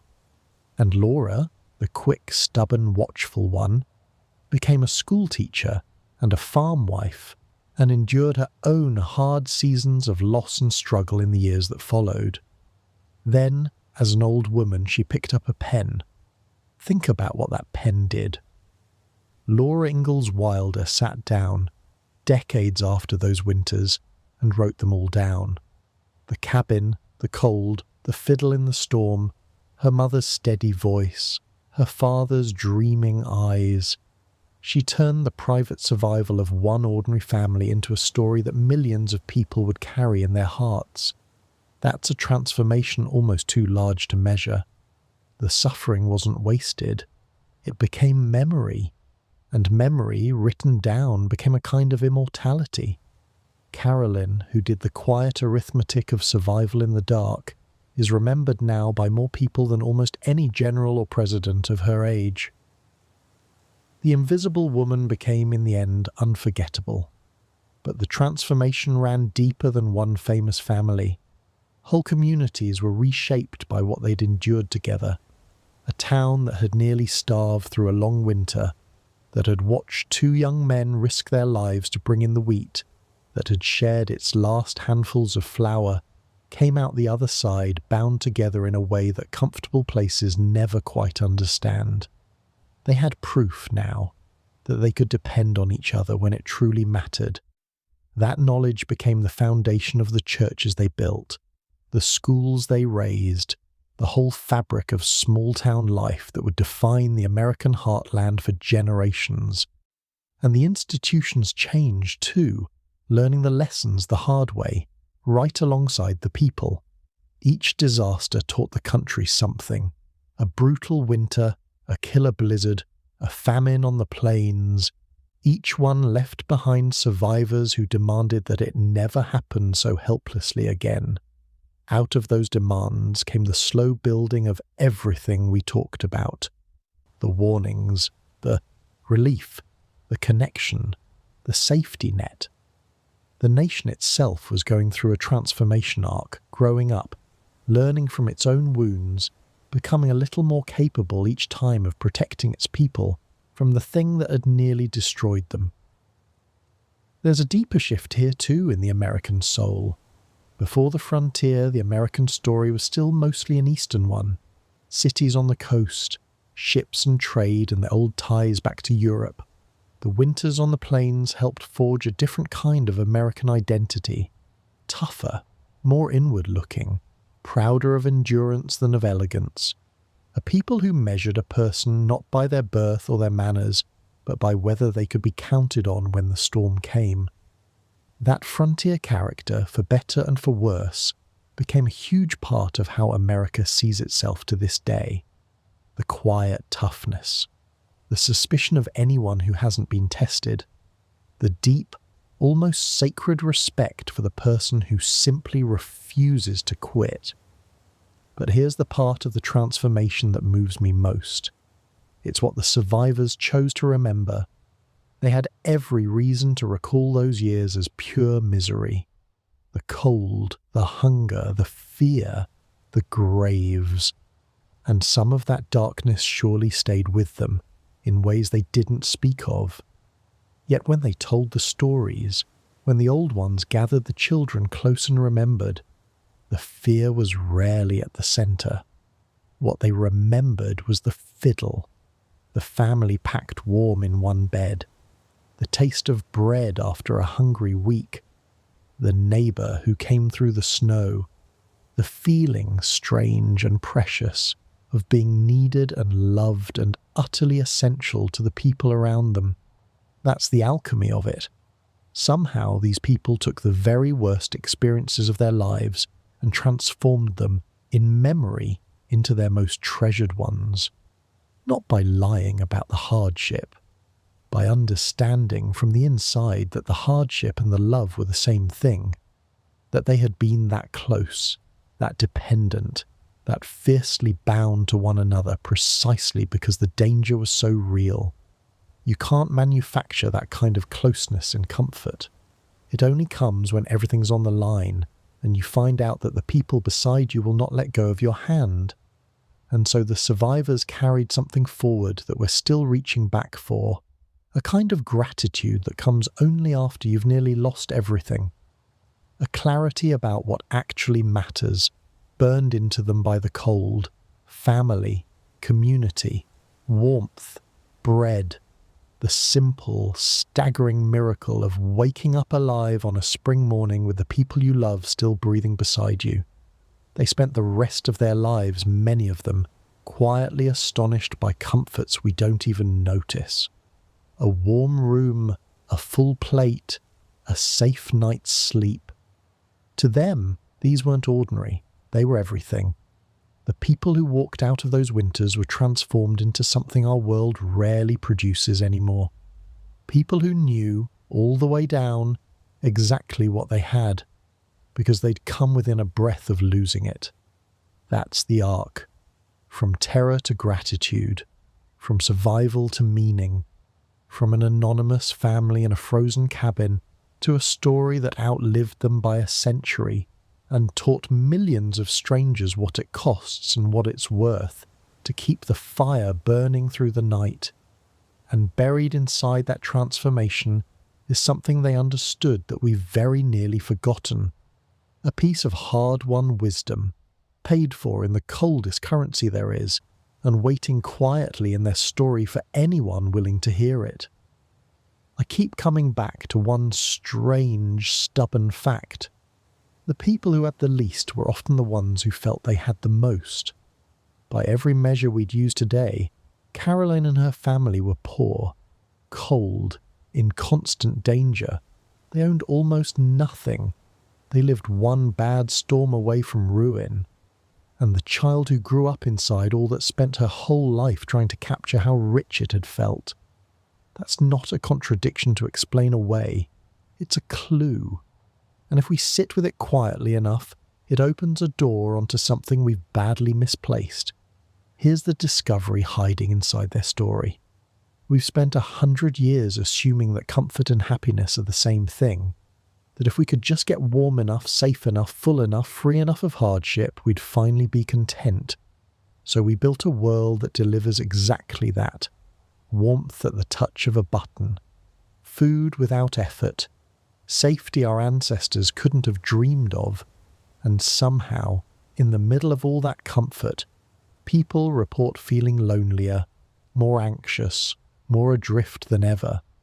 The frontier family had none of the comfort, and something we're starving for. It's worth asking gently what they knew that we don't. I think it comes down to this. They were needed. Every single person in that cabin, down to the smallest child, mattered to the survival of the whole. The daughter who gathered eggs, the boy who twisted hay, the mother who rationed the meal, the father who split the wood. Each one held a thread that the others depended on. Remove any of them, and the family was weaker in real and immediate ways. There is a profound kind of meaning in being genuinely needed, and it's one of the very things our comfortable, self-sufficient world has quietly taken away. Think about it honestly. How much of your daily survival actually depends on the people right beside you? How much of theirs depends on you? For most of us, the answer is almost none. The store feeds us. The utility warms us. The systems handle everything. We can go days, weeks, without truly needing another living soul, and without another soul truly needing us. We call that independence, and we're proud of it. But the frontier family would have recognized it as something else, a kind of loneliness so complete it doesn't even know it's lonely. That's the first piece of hard-won wisdom in their story. Meaning doesn't come from having enough. It comes from being needed by others and from needing them in return. The frontier family was bound together by necessity, and inside that necessity they found a closeness, a purpose, a sense of belonging that we chase endlessly and rarely catch. They didn't have to wonder if their lives mattered. The answer was breathing in the bed beside them, depending on them to make it to morning. We've engineered that dependence right out of our lives, and we're only beginning to understand what we lost when we did. There's a second discovery in their story, and it cuts even deeper.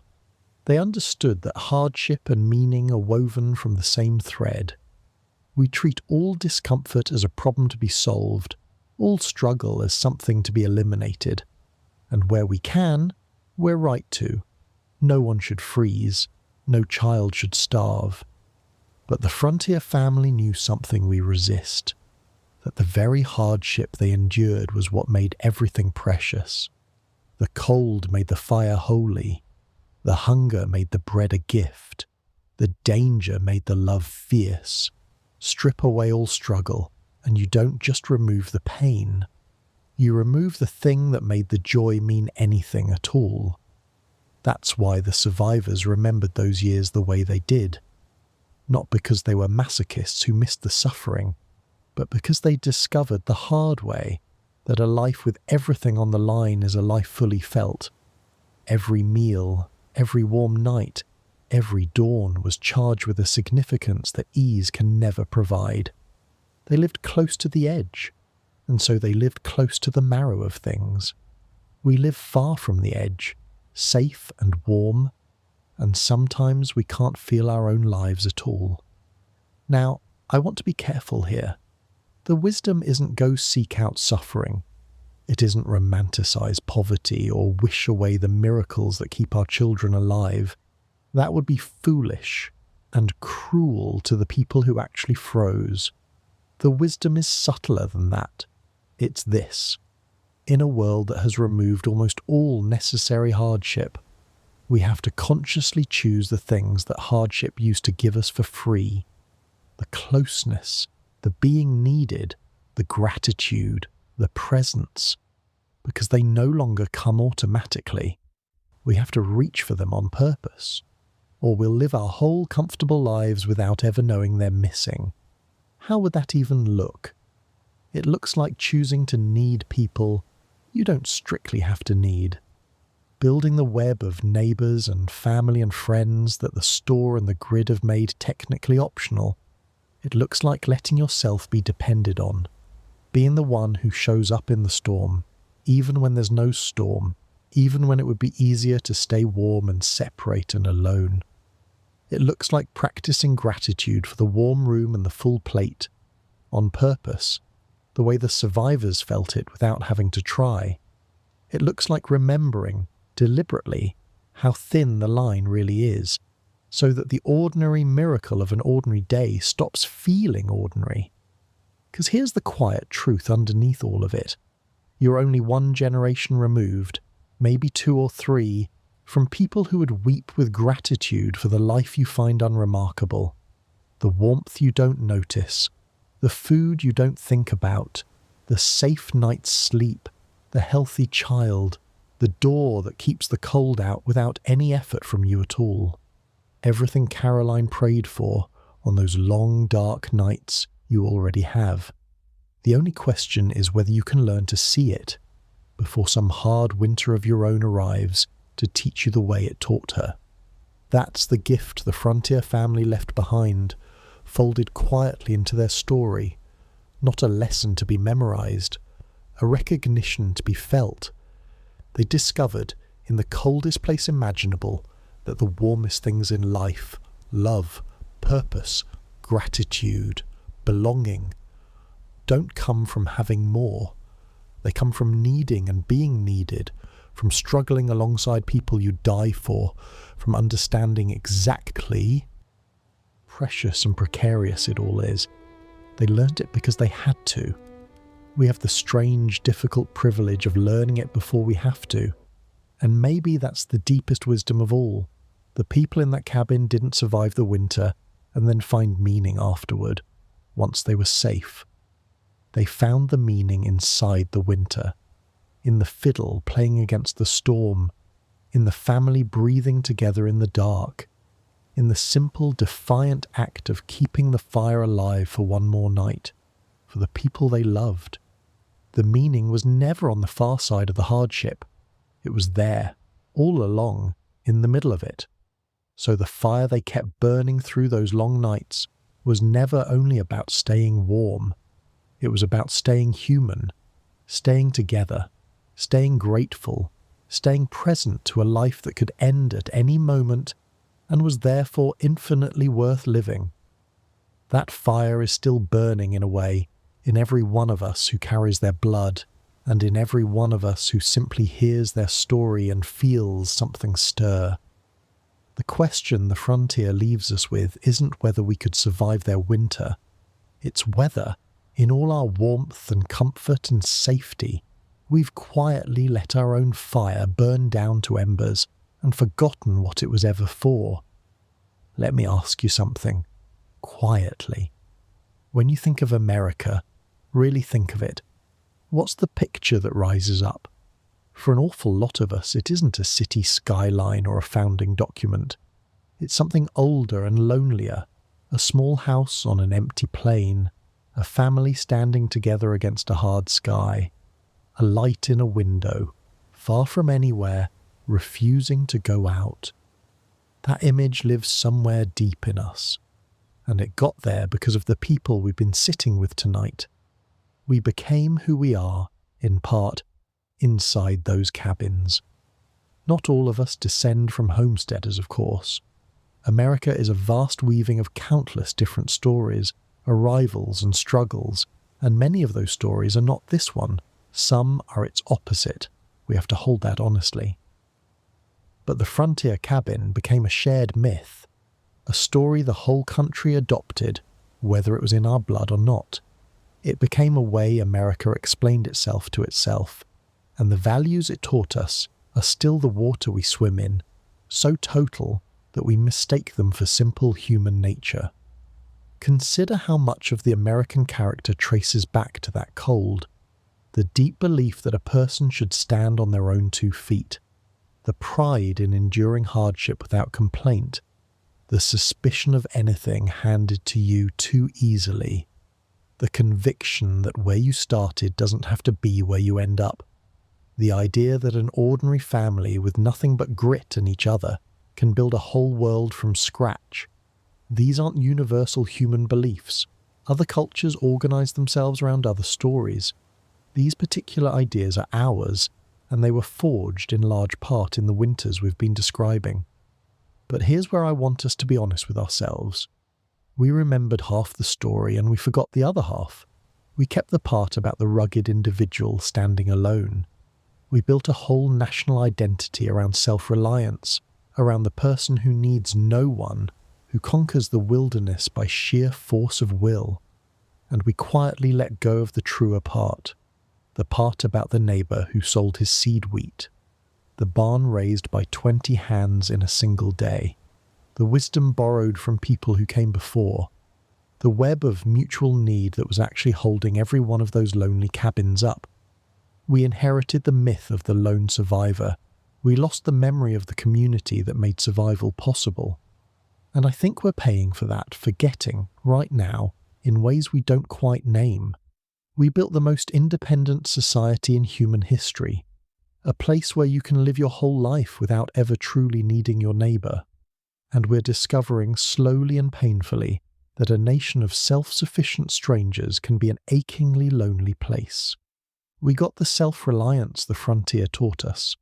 We threw away the togetherness that was its secret engine, and we're only now beginning to feel the cold that comes rushing into that empty space. So who did we become because of those winters? We became a people of extraordinary resilience. That's real, and we should honour it.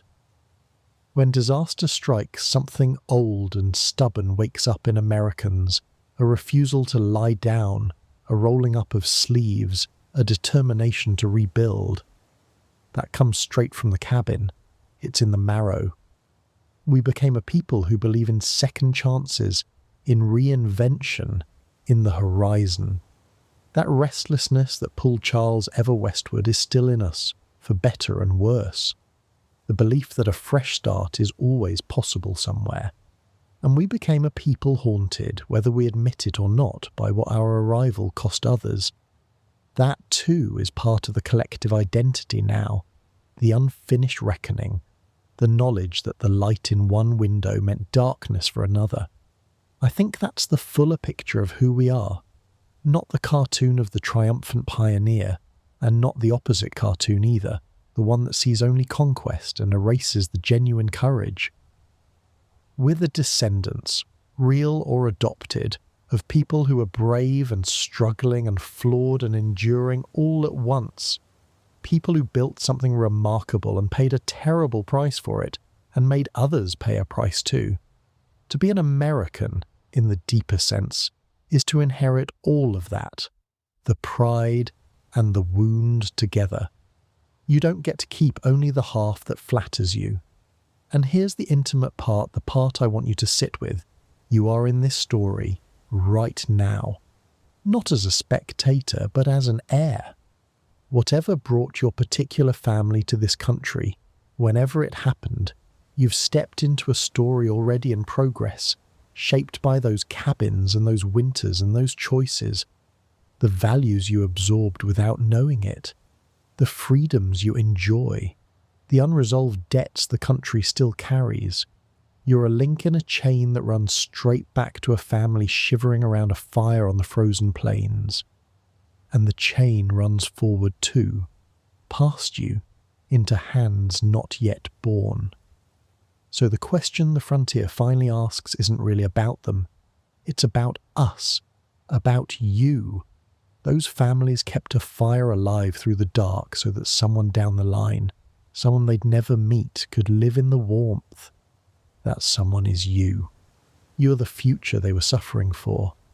You are the spring they didn't always live to see. What are you keeping alive in your turn? What fire are you tending through your own long nights for people whose faces you'll never know? Because that's what a collective identity really is. It's not a flag or a slogan or an argument on the internet. It's a fire passed from hand to hand across the generations, each one warming themselves by it for a little while, adding what fuel they can and passing it on before their own night falls. The homesteaders received a country from those before them, flawed and unfinished, and they poured their whole lives into it and they passed it on. Now it's in your hands, the warmth and the wound, the pride and the debt, the unfinished, still burning story of who we are. And maybe that's the quiet responsibility hidden inside all this beauty and hardship. To remember the whole story, not just the flattering half. To keep the resilience and recover the togetherness. To honour the courage and answer for the cost. to tend the fire honestly and hand it forward a little warmer, a little truer than we found it. The people in that cabin can't do it anymore. Their winter is long over. Their voices went silent generations ago. But we're still here. The fire's still lit. And what happens to it next was never up to them. It was always going to be up to us. Let's step forward now, past our own time, into a winter that hasn't happened yet. Somewhere ahead of us, 100 years or 200, there will be people who look back at us the way we've been looking back at Carolyn. They'll study our lives with the same mix of pity and wonder we feel for the Frontier family. They'll shake their heads at how we lived, how fragile we were, how much we didn't understand, and they'll ask the same question about us that we've been asking all night about them. How did they survive like that? And what did they know that we've forgotten? It's a strange thing to realize you're someone else's history, but you are. Right now, in this ordinary moment, you're living inside a story that future generations will one day pick apart, romanticize, argue over, and quietly misunderstand. They'll get some of it wrong, the way we got the cabin wrong. They'll turn our struggles into postcards. They'll flatten our complicated lives into a simple tale with a clear meaning. And somewhere in their version of us, the truth will survive anyway, the way it survived in one girl's memory of her mother's steady voice in the dark. Here's what haunts me most as we come to the end of this. We've spent this whole time marveling at how much safer our world is than theirs. And it's true. We've pushed the cold back further than any people in history. But we've done it by building a machine of staggering complexity and staggering fragility. Power grids that span continents, supply chains that circle the globe, food that travels thousands of miles to reach your plate, systems layered on systems, all humming along invisibly, all holding back the cold on our behalf. Carolyn's survival depended on a woodpile and a fire she could see and touch. Ours depends on 1,000 invisible things we don't understand and couldn't fix if they broke. So who's really more secure? The woman who could keep her family alive with her own 2 hands, her own knowledge, her own fire, or us, warm and comfortable and utterly dependent on a system that no single one of us controls or even fully comprehends? I don't ask that to frighten you. I ask it because I think it's the real question the Frontier leaves us with. We didn't conquer the cold. We just moved it further away and made ourselves helpless in the process. The fire is still out there.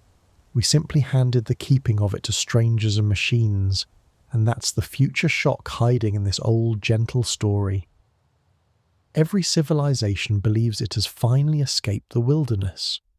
Everyone believes its comforts are permanent, its safety is the natural order, its warmth will simply always be there. The Frontier family believed the wilderness could be tamed. It was, and then it swallowed the tamers whole and grew back over their cabins as if they'd never been. We believe our machine is permanent too. History suggests very quietly that we might want to hold that belief a little more humbly than we do. But I don't want to leave you in fear. That's not what their story is for. Because underneath the fragility, underneath the forgetting, there's something in that cabin that never depended on any machine at all.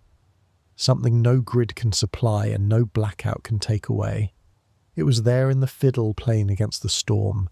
It was there in the family breathing together in the dark, in the neighbour driving into the blizzard for strangers, in a mother's steady voice telling 4 frightened girls that everything would be all right.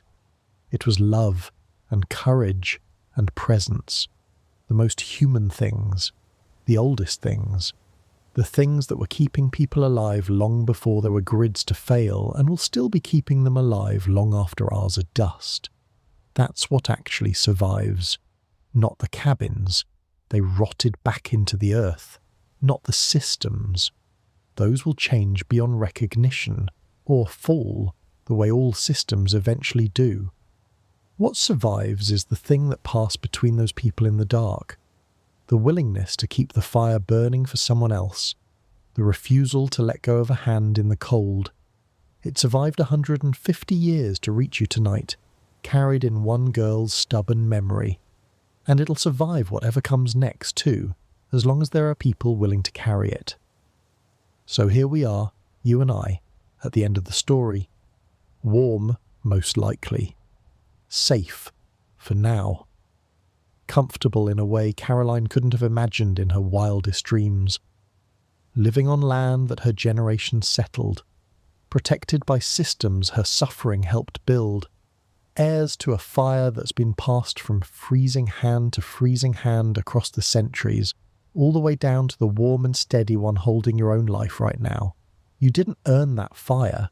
It was given to you. The only question that ever mattered is what you'll do with it before you pass it on. Somewhere out on those plains tonight, the wind is still blowing over ground where a cabin once stood. The family is long gone. Their names, most of them, are gone. The snow still comes every winter, deep and silent and indifferent, the way it always has, the way it always will. But if you stand there in the cold and go very still, you can almost feel it. The place where a fire once burned, where a mother once counted her children in the dark, where ordinary people once did the most extraordinary thing there is. They kept each other alive, and then they trusted the rest of us to remember why that was worth doing. The fire they lit is in your hands now. It always was. The only thing left to decide is whether you'll let it go out. When the fire burned low inside a frontier log cabin, a single night of winter could feel longer than the season itself. Every stacked log, every wool blanket, and every ember meant the difference between comfort and the cold. Thank you for spending this quiet piece of history with Bedtime Sleepy. Sleep well, and I'll be here with another story when you're ready.